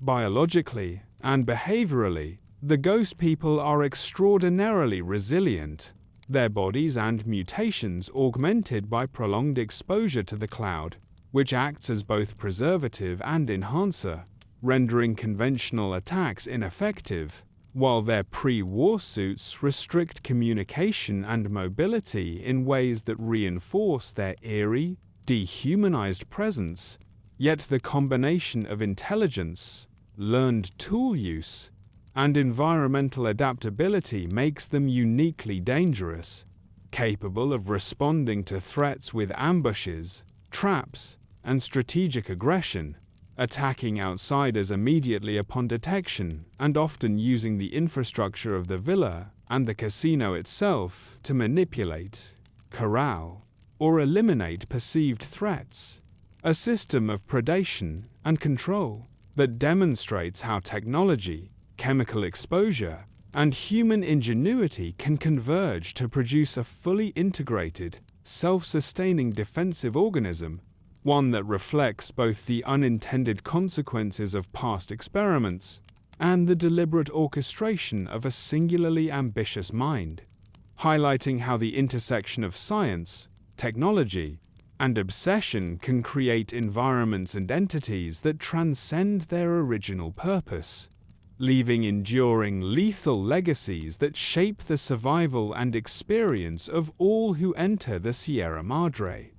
Thus, the ghost people stand as a testament not only to Sinclair's inadvertent complicity and Big MT's unethical experimentation, but also to Elijah's manipulative genius, embodying centuries of layered technological, chemical, and psychological intervention, a cautionary convergence of human ambition, mutation, and coercion that ensures the Sierra Madre remains a place of unparalleled danger, intrigue, and moral complexity, a living laboratory in which the consequences of obsession, technological hubris, and ethical compromise continue to unfold, challenging all who encounter it to navigate both the physical and moral labyrinths left in the wake of human experimentation and post-war mutation.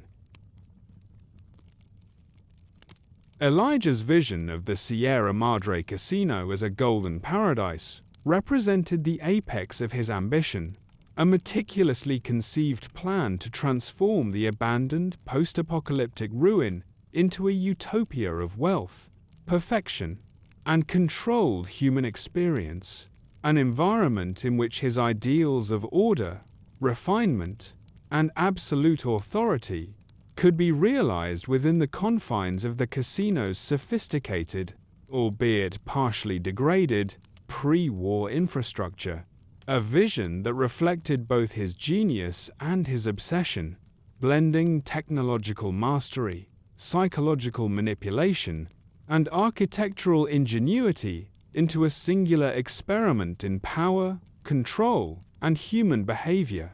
and demonstrating the depth of his understanding of both pre-war systems and post-war human nature, as he sought to reassert not merely ownership of the casino's treasures,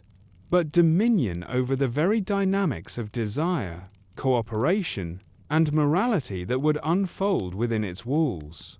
Central to this vision was the orchestration of the Ghost People, individuals kidnapped, conditioned, and controlled through a combination of collars, environmental manipulation, and psychological pressure, who were intended to serve as the custodians, enforcers, and symbolic residents of the Golden Paradise, simultaneously representing both the perfection of Elijah's social experiment and the practical mechanisms necessary to maintain order, enforce rules, and protect the treasure, creating a complex, self-reinforcing system in which human behavior, technology, and architecture converged to produce a controlled utopian environment in miniature, a dynamic in which the boundaries between free will, coercion, and obedience were constantly tested and manipulated to achieve the precise vision Elijah had conceived. The Golden Paradise, as envisaged by Elijah, was more than a repository of wealth.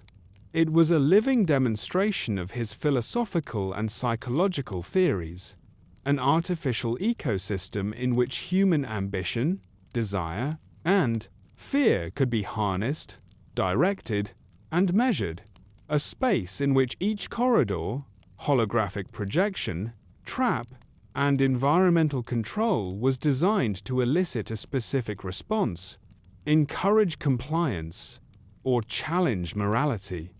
with the ultimate goal of creating a population that embodied his ideals of perfection and control, a place where the casino's pre-war technological marvels could be fully operational under his guidance, yet repurposed to serve his singular vision, transforming the abandoned ruin into a functioning stage for both practical management of treasure and the enactment of an elaborate psychological and ethical experiment. Technologically, Elijah's enhancements to the casino were both subtle and profound, integrating pre-war automation with post-apocalyptic ingenuity, reactivating and repurposing dormant holographic systems, mechanical traps, environmental controls, and surveillance networks to create a dynamic and interactive environment, a space in which every dot of in time, action could be monitored, every movement anticipated, and every deviation from his expectations punished or corrected, demonstrating not only his technical skill but his deep understanding of the interplay between human psychology and engineered environments, and ensuring that the Golden Paradise would operate according to principles that were simultaneously precise, flexible, and enforceable, allowing him to impose his vision with an unprecedented level of control over both environment and inhabitant. Elijah's ambitions were not limited to the technological and architectural. They extended deeply into the philosophical and aesthetic, as he sought to create an environment that reflected his ideals of beauty, order, and refinement, using the casino's existing design elements as a foundation upon which to impose symmetry, precision, and calculated elegance, enhancing visual and spatial elements to reinforce the psychological impact of the space, while simultaneously integrating functional systems that controlled temperature, lighting, and sensory stimuli to shape mood, perception, and behavior, a holistic approach in which aesthetic perfection and operational control were inseparable, and where the experience of inhabiting the Golden Paradise would reflect both his personal ideals and the precise implementation of his ambitions.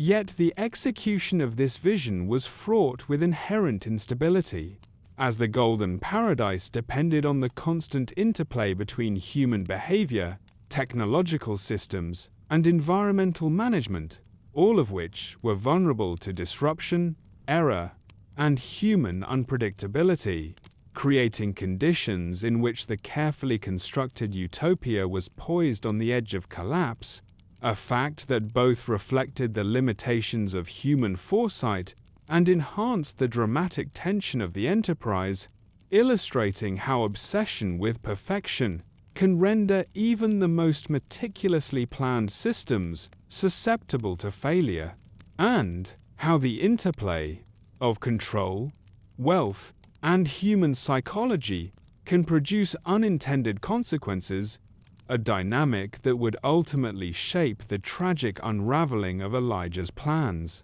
and the moral and physical challenges faced by those entering the Sierra Madre. The psychological dimension of the Golden Paradise was central to its function, as Elijah sought to manipulate desire, fear, and cooperation to achieve behavioral conformity, using the ghost people, environmental cues, and the intermittent operation of pre-war systems to create a sense of omnipresent authority, unpredictability, and consequence, a setting in which each participant's actions could be observed, interpreted, and leveraged to reinforce control, obedience, and the realization of his utopian vision, effectively transforming human subjects into instruments within a larger system that combined reward, threat, and manipulation in a continuous feedback loop, demonstrating the fusion of moral philosophy, psychology, and technological application in the creation of a controlled utopia, and highlighting the ethical, existential, and human costs inherent in such an enterprise. The material dimension of the Golden Paradise was equally significant, as the treasure hoard, previously the source of rumor, legend, and post-war obsession,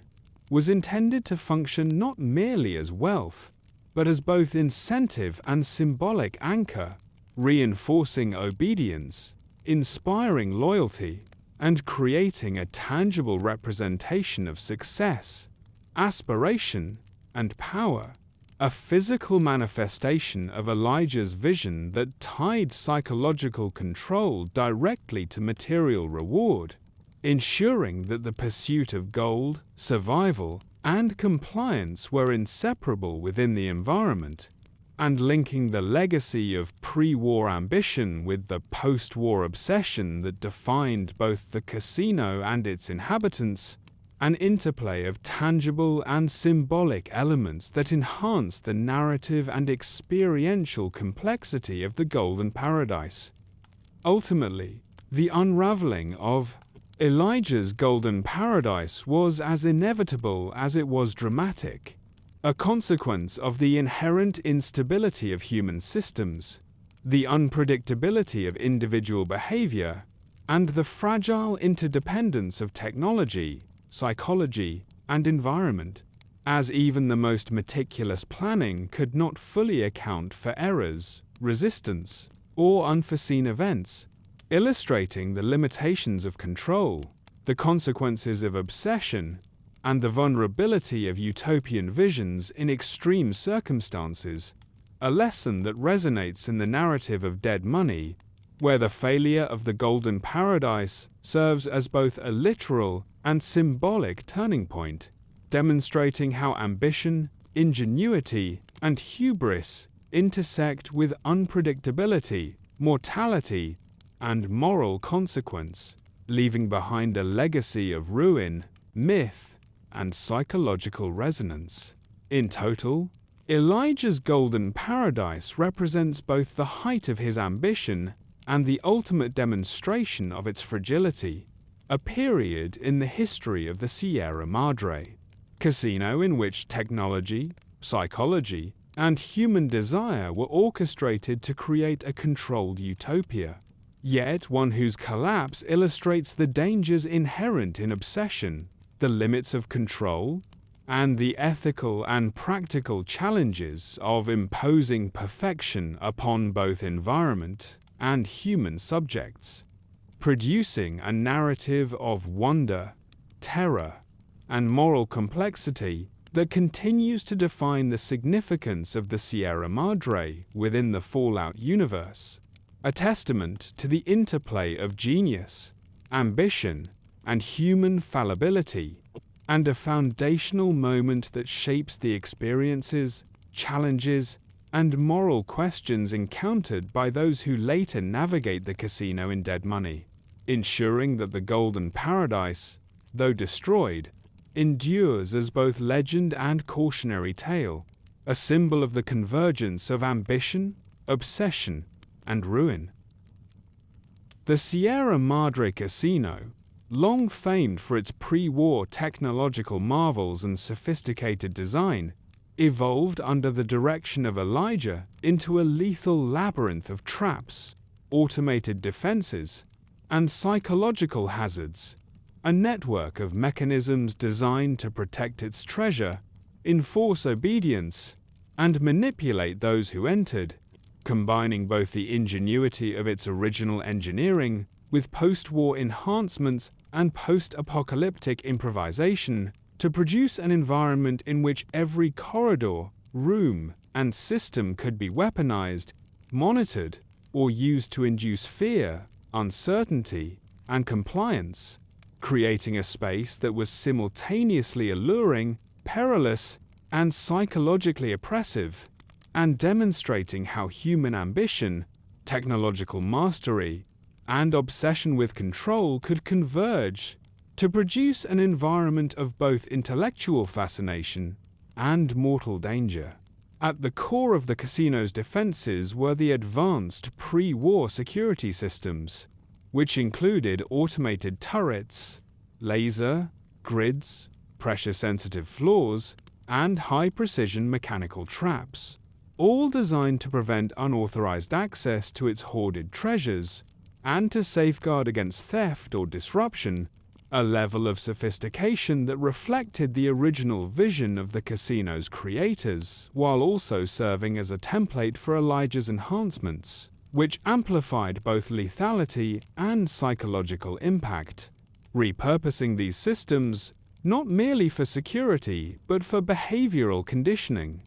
turning mechanical enforcement into a form of experimental social control, where every misstep could result in immediate injury or death, reinforcing fear, respect, and compliance among those navigating the casino.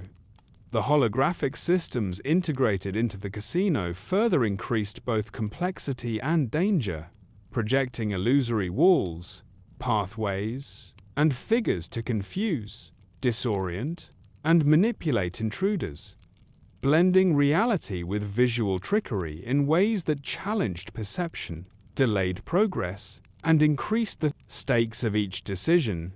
a design philosophy that underscored both the technical brilliance of the pre-war engineers and the creative adaptations of Elijah, who recognized the potential of holograms not merely as aesthetic enhancements, but as tools for control, punishment, and psychological manipulation, a dual purpose that turned what was once entertainment into a functional, high-stakes obstacle course, forcing those who entered to navigate not only physical threats but cognitive and perceptual challenges, and ensuring that even the most skilled adventurers would be tested at every step. Environmental controls also served as both functional and defensive elements, with temperature regulation, lighting, and ventilation systems repurposed to create disorientation, discomfort, and subtle cues that guided behavior or reinforced fear, producing an immersive environment in which sensory perception was manipulated to heighten tension, induce stress, and enforce psychological dominance. A methodology that highlighted Elijah's understanding of human behavior,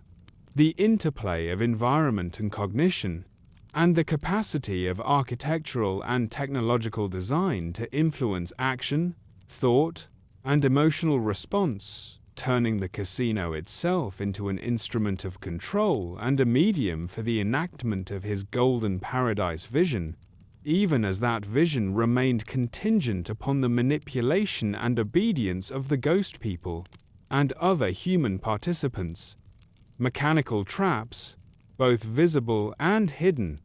were a critical component of the casino's security network, ranging from simple pitfalls and retractable flooring to highly complex, automated sequences designed to respond to movement, weight, or behavioral patterns, with some systems integrated into the flooring, walls, and ceilings, while others were triggered by environmental sensors or by human error, creating a dynamic and unpredictable threat landscape that combined ingenuity, lethality, and psychological pressure, ensuring that intruders were constantly aware that every step could be life-threatening,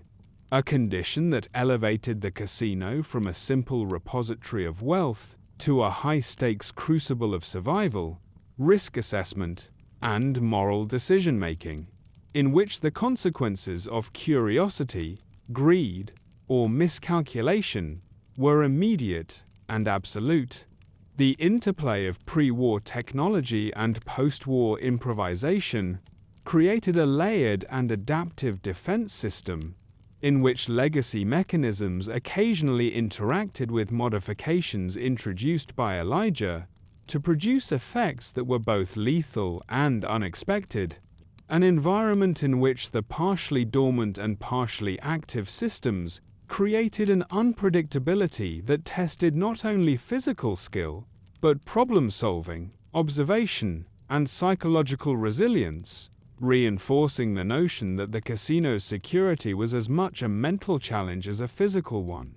and that every hazard was designed not only to protect treasure, but to engage, confound, and, ultimately condition the behavior of those who entered, establishing a persistent tension between risk, reward, and the human capacity for adaptation.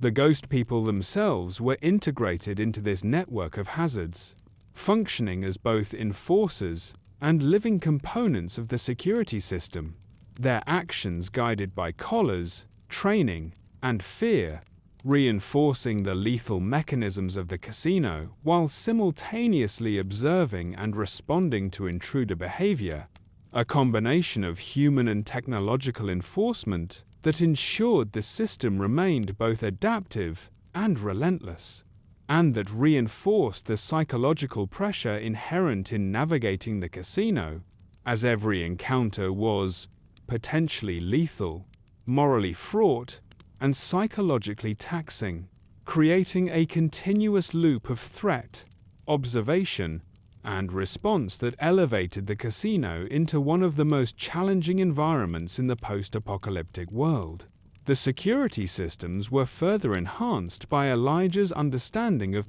human perception, using the interplay of light, sound, movement, and illusion to manipulate focus, provoke anxiety, and control the pace of exploration, turning even neutral corridors and rooms into environments of subtle stress and anticipatory fear, in which the anticipation of danger could be as debilitating as the danger itself, producing cognitive fatigue, heightened alertness, and a constant assessment of risk, illustrating how the casino operated not merely as a collection of mechanical and technological defenses, but as an orchestrated psychological environment in which every element, from holograms and turrets to environmental controls and human enforcers, worked in concert to produce a controlled, immersive, and morally complex experience. Over time, the reputation of the casino's traps and security systems contributed to its mythic status, with tales of near-impossible hazards, unpredictable mechanical failures, and lethal encounters circulating widely among scavenger communities, amplifying both fear and desire, ensuring that the Sierra Madre remained a focal point of obsession for treasure seekers, adventurers, and later, the Courier, a place where knowledge of pre-war design, post-war ingenuity, and human psychology converged to produce challenges that were as intellectually engaging as they were physically dangerous, reinforcing the notion that the casino's history, systems, and hazards were inseparable from its narrative significance, its experiential impact, and its enduring legacy within the Fallout universe. In total, the traps and security systems of the Sierra Madre Casino exemplify the convergence of pre-war brilliance, post-war innovation, and the obsessive genius of Elijah, producing an environment in which technology, psychology, and human ambition interact to create a setting of extraordinary danger, fascination, and moral complexity, a labyrinth in which every mechanism, hologram, and human element serves both practical and symbolic purposes, and where the challenge of navigating the casino is inseparable from the history, myth, and ethical weight that define it,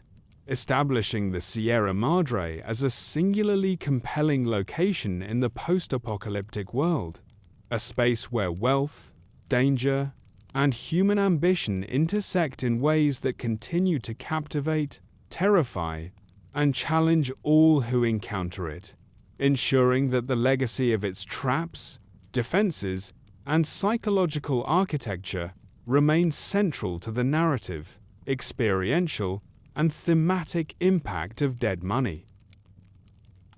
The Courier's journey through the Sierra Madre Casino, as chronicled in the events of Dead Money, represents not merely a physical traversal of a post-apocalyptic ruin, but a profound psychological, moral, and existential odyssey in which the remnants of pre-war ingenuity, post-war decay, and Elijah's obsessive modifications converge to create a narrative and experiential crucible that challenges the very core of human survival, decision-making, and ethical judgment, forcing the protagonist to navigate a labyrinthine environment replete with lethal traps, erratic holograms, environmental hazards, and the ever-present threat of the ghost people, while simultaneously confronting the moral consequences of Elijah's actions and the tangible allure of the casino's legendary gold hoard. A convergence of danger, desire, and revelation that transforms the journey into an immersive study of human behavior under extreme conditions, and the enduring legacy of obsession and ruin. From the outset, the Courier is thrust into a scenario of extreme vulnerability and uncertainty, captured and collared with advanced pre-war technology modified by Elijah to enforce obedience and punish disobedience with lethal precision, a system that simultaneously restricts autonomy, monitors physiological and psychological responses, and serves as a constant reminder of mortality and control, creating an immediate tension that permeates every decision, movement, and interaction, forcing adaptation, strategic thinking, and the careful balancing of risk versus reward, while establishing the casino as a fully realized environment in which technology, environment, and human agency are intricately intertwined, producing an experience that is as intellectually and morally complex as it is physically demanding. As the Courier progresses through the Sierra Madre, each step, corridor, and room is both a test and a revelation, as pre-war architecture, partially functional systems, and Elijah's modifications converge to create hazards that are simultaneously predictable in design and unpredictable in consequence. From sporadic turret activations and pressure-sensitive flaws to holographic illusions, environmental disorientation, and psychological manipulation, producing a layered challenge in which observation, problem-solving, adaptability, and cooperation with companions become essential for survival. While every encounter with ghost people, both adversarial and cooperative, reinforces the complex moral and ethical stakes embedded in the casino, a dynamic that illustrates how environment, narrative, and agency interact to create high-stakes engagement and emergent storytelling. The role of the ghost people during the courier's journey further amplifies both danger and moral complexity, as these individuals, conditioned, collared, and psychologically manipulated by Elijah, serve as both enforcers and tragic reminders of human subjugation. Their presence, a constant testament to the consequences of obsession and the interplay of technology and psychology, a living demonstration of the human cost embedded within the pursuit of wealth and control, and a reflection of the delicate balance between cooperation, coercion, and resistance that defines the social dynamics within the casino, forcing the courier to navigate not merely physical hazards, but ethical dilemmas in which choices impact not only immediate survival, but also the fates of others, illustrating the narrative and experiential depth of the journey. Environmental manipulation, including lighting, sound, temperature, and the sporadic activation of holographic systems, plays a central role in shaping the courier's experience, creating a psychologically immersive environment in which fear, anticipation, and perception are leveraged to heighten tension, induce stress, and influence decision-making, a strategy that mirrors Elijah's original vision for control and observation while simultaneously providing the player with a deeply engaging, sensory-rich, and morally complex scenario,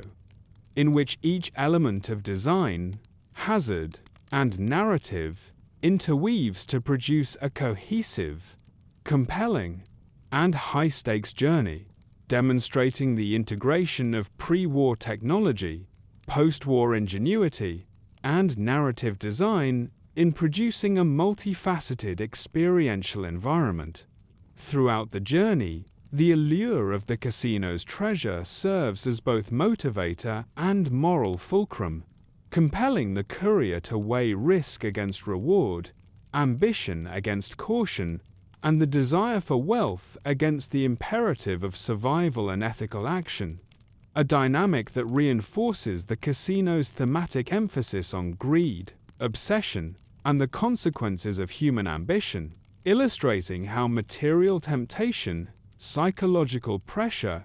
and environmental hazard can interact to produce complex decision-making scenarios, and how the legacy of pre-war design and post-war modification can serve both narrative and gameplay functions to challenge, engage, and instruct. The narrative arc of the courier's journey also highlights the unraveling of Elijah's plans, as the protagonist's actions, decisions, and strategic manipulation of the environment, ghost people, and technological systems gradually expose vulnerabilities, limitations, and flaws in the Golden Paradise vision, demonstrating that even the most meticulous planning and obsessive control are subject to disruption, adaptability, and the unpredictable consequences of human agency, a thematic thread that underscores both the dangers of obsession and the resilience of individuals confronting extreme conditions. while providing a framework for understanding the broader historical, technological, and psychological context of the Sierra Madre. Companions encountered during the journey serve multiple functions, both practical and narrative, providing tactical assistance, moral contrast, and narrative depth, illustrating how social interaction, trust, and conflict operate under extreme stress and constrained autonomy, and emphasizing the role of cooperative strategy, moral choice, and interpersonal negotiation in surviving and understanding the casino, reinforcing the thematic interplay between human behavior, environmental hazard, and narrative consequence that defines the courier's experience, and demonstrating how character relationships can amplify both psychological and moral complexity in a controlled, hazardous setting. Ultimately, the courier's journey through the Sierra Madre casino exemplifies the convergence of narrative, environmental design, technological hazard, and psychological challenge, producing an experience that is simultaneously a physical trial, a moral crucible, and a narrative exploration of obsession, greed, control, and survival, in which each decision, encounter, and revelation carries weight, consequence, and thematic resonance, transforming the casino from a static ruin into a dynamic, interactive space, a stage upon which pre-war brilliance, post-war ingenuity, and human ambition converge to produce one of the most compelling, psychologically intense, and narratively rich experiences in the Fallout universe.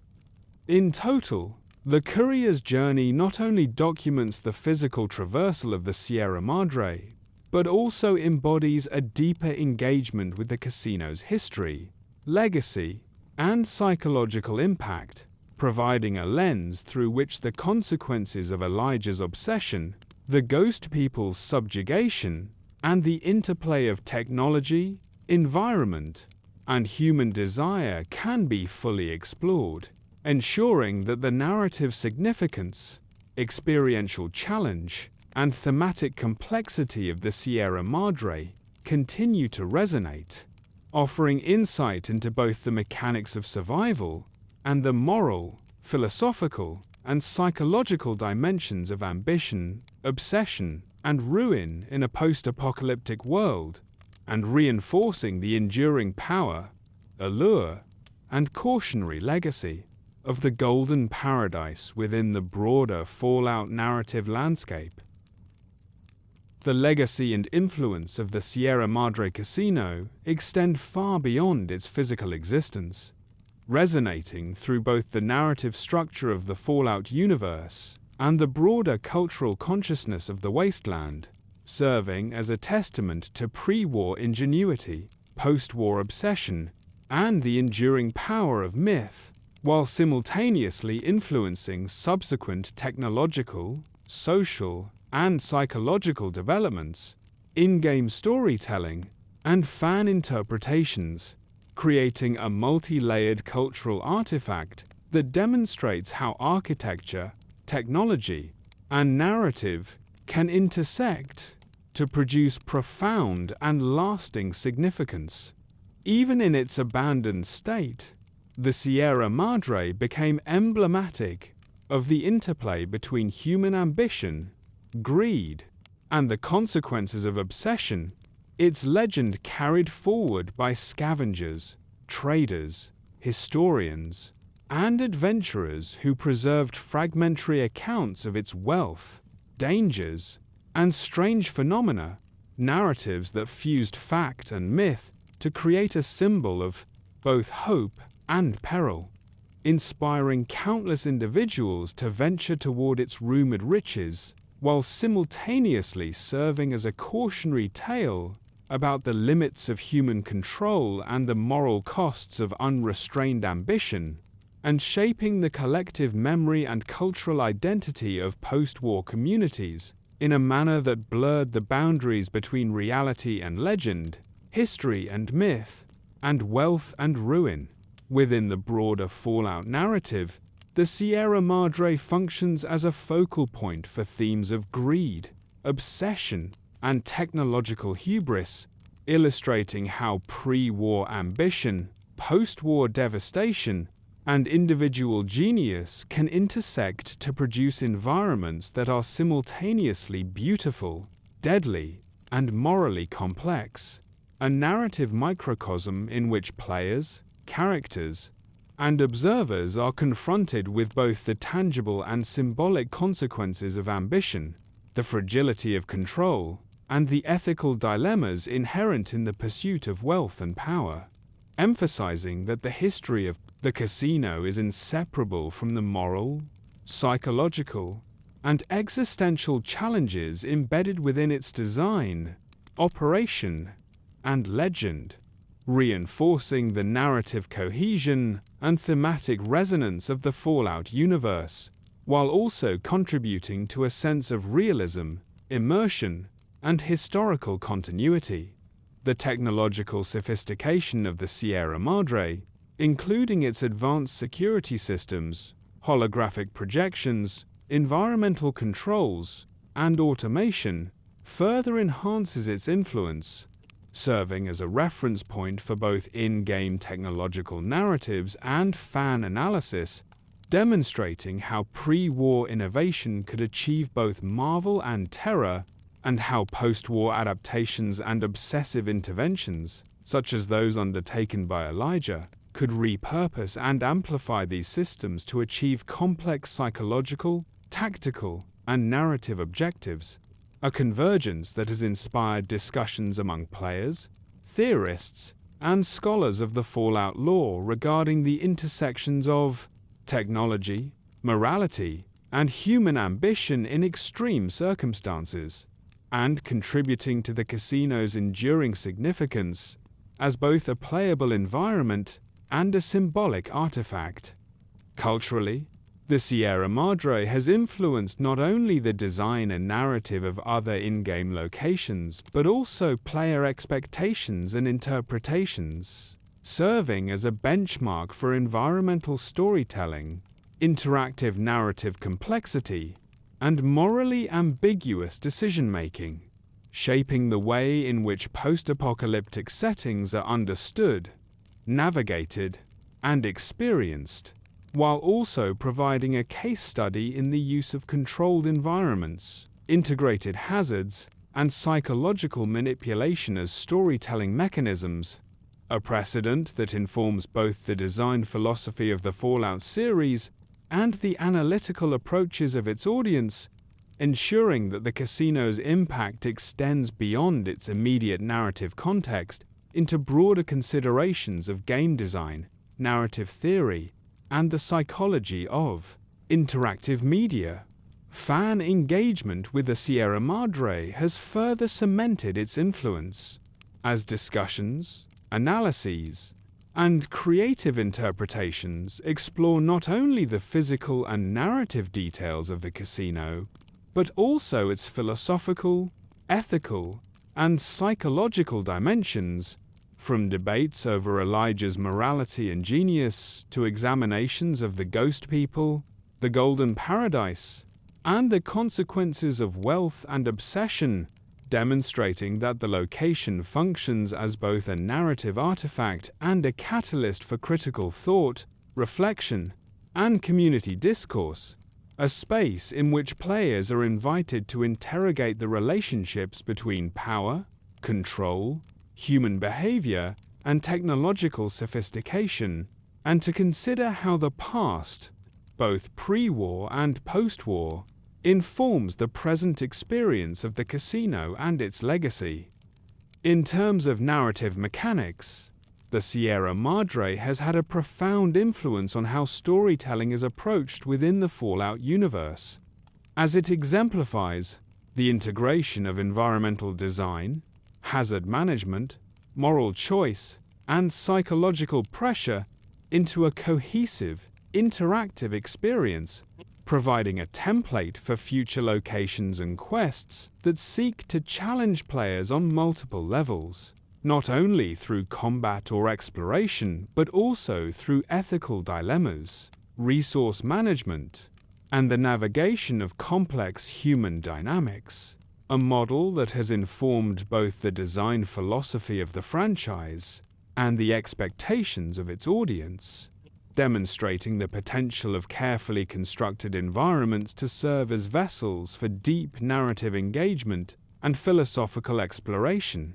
Thematically, the Sierra Madre reinforces the recurring motifs of the Fallout series, including the consequences of unchecked ambition, the fragility of human civilization, the interplay of greed and morality, and the tension between technological mastery and ethical responsibility, providing a concentrated case study in which these themes are made tangible, immersive, and interactive, allowing players to witness and participate in the unfolding consequences of historical decisions, human obsession, and technological manipulation, thereby ensuring that the casino's legacy is inseparable from the moral, psychological, and thematic frameworks that define the series as a whole. The influence of the Sierra Madre also extends to broader fan culture, inspiring artwork, fiction, analysis, and roleplay that explore its history, inhabitants, hazards, and philosophy, a process by which the casino continues to evolve as a cultural and narrative touchstone beyond the confines of the game itself, demonstrating the enduring power of richly constructed environments and stories to generate ongoing engagement, interpretation, and creativity, and reinforcing the casino's role as both a narrative locus and a symbolic artifact of human ambition, ingenuity, and obsession, a testament to the capacity of interactive media to shape and sustain cultural memory, myth-making, and philosophical reflection. In total, the legacy and influence of the Sierra Madre Casino encompass historical, narrative, technological, psychological, and cultural dimensions, illustrating how a single location can operate simultaneously as a material space, a narrative device, a psychological environment, and a cultural artifact, shaping player experience, fan interpretation, and the broader thematic structure of the Fallout universe, while providing insight into the interplay between human ambition, technological mastery, and ethical consequence, ensuring that the story of the Sierra Madre remains one of the most compelling, enduring, and influential elements in the post-apocalyptic landscape, a symbol of both the dangers of obsession and the possibilities of narrative, environmental, and technological integration, a cautionary tale, a locus of fascination, and a benchmark for interactive storytelling, in which history, legend, and player experience converge to create an enduring legacy that continues to captivate, challenge, and inspire. The history of the Sierra Madre Casino, from its conception and pre-war grandeur, through its post-apocalyptic occupation by Elijah and the harrowing experiences of those who entered, serves as a profound study in obsession, ambition, and the consequences of unrestrained desire, illustrating how human ingenuity and brilliance, when coupled with moral blindness and compulsion, can produce environments that are simultaneously magnificent, terrifying, and morally complex, a testament to the interplay of wealth, technology, psychology, and human behavior that continues to resonate within the Fallout universe and beyond,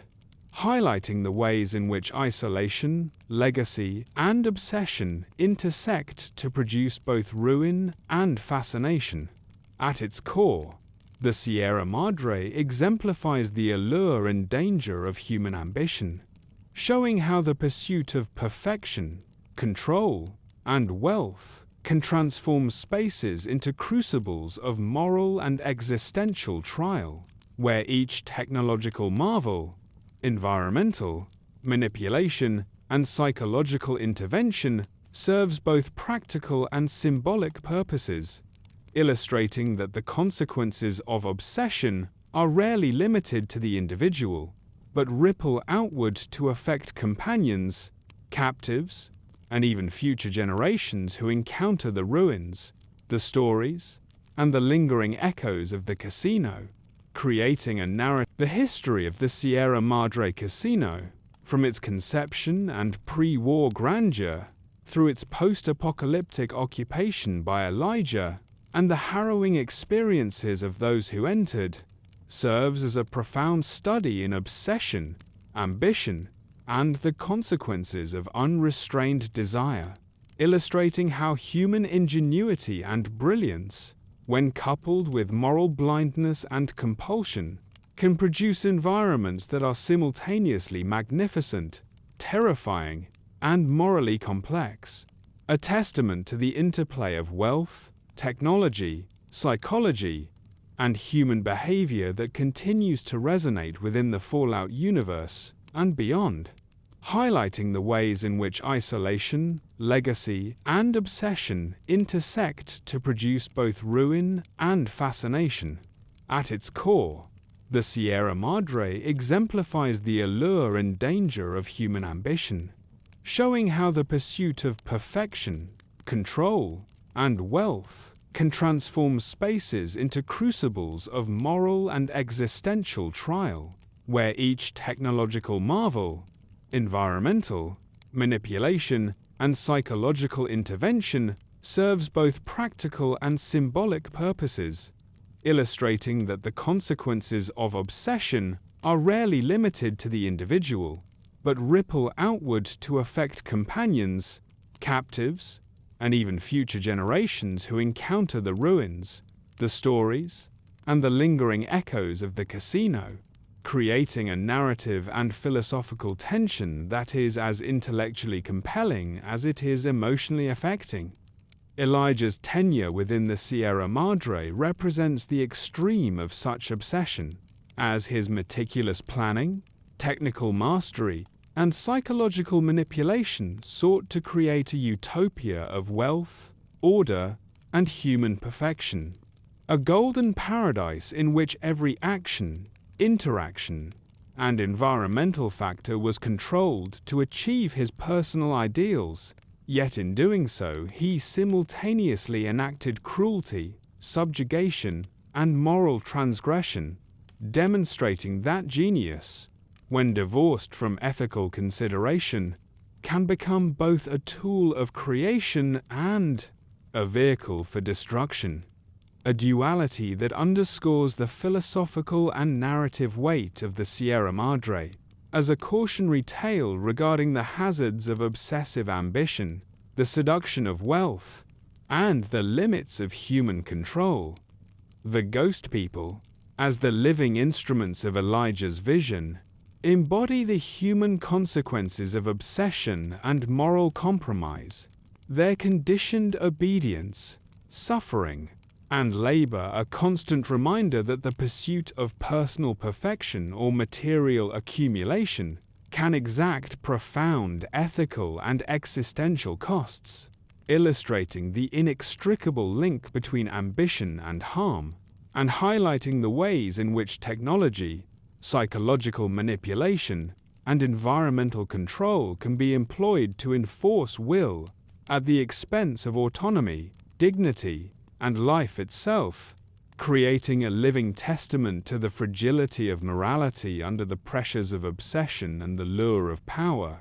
while providing a stark narrative and psychological contrast to the experiences of those who later navigate the casino, such as the courier, whose decisions and actions bring agency, choice, and consequence back into the otherwise controlled and oppressive environment. The ruin and decay of the Sierra Madre further reinforce the themes of impermanence and consequence. As the collapse of pre-war civilization,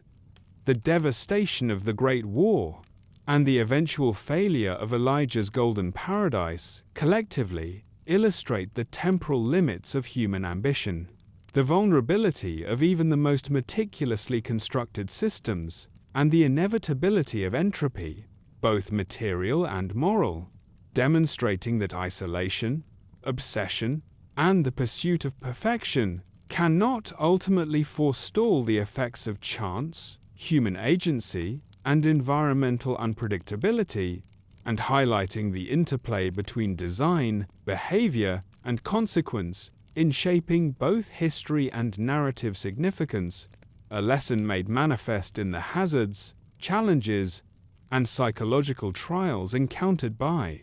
those who explore the casino in the post-war era.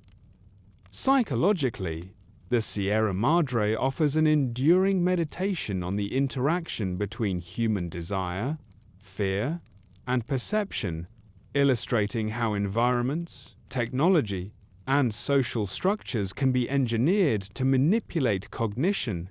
elicit behavioral responses, and enforce moral and ethical lessons, and providing a case study in the power of isolation, control, and mediated experience to shape thought and action, a principle exemplified by both the ghost people and the trials faced by the courier, whose navigation of the casino requires constant negotiation of risk, desire, morality, and survival, producing a narrative and experiential reflection on the consequences of human ambition, the ethical limits of control,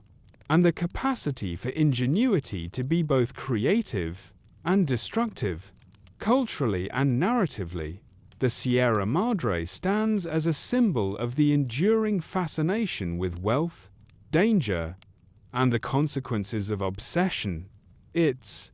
mythologized history, technical marvels, and morally complex narratives, inspiring analysis, reflection, and creative interpretation, providing players, scholars, and fans alike with a rich text through which to explore themes of ambition, ruin, and human behavior, while also reinforcing the significance of environmental storytelling, moral choice, and the integration of technology and psychology in interactive media,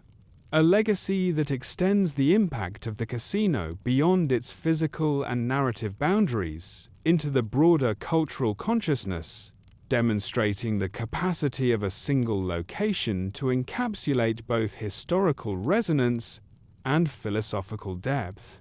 Ultimately, the reflections prompted by the Sierra Madre encompass both caution and fascination, illustrating how ambition can produce extraordinary achievements, while simultaneously engendering profound ethical and existential consequences. How the pursuit of wealth, perfection, or control can transform environments, individuals, and societies, and how isolation, obsession, and ingenuity interact to produce scenarios of remarkable narrative, moral, and psychological complexity, a thematic interplay that is central to understanding the Fallout universe.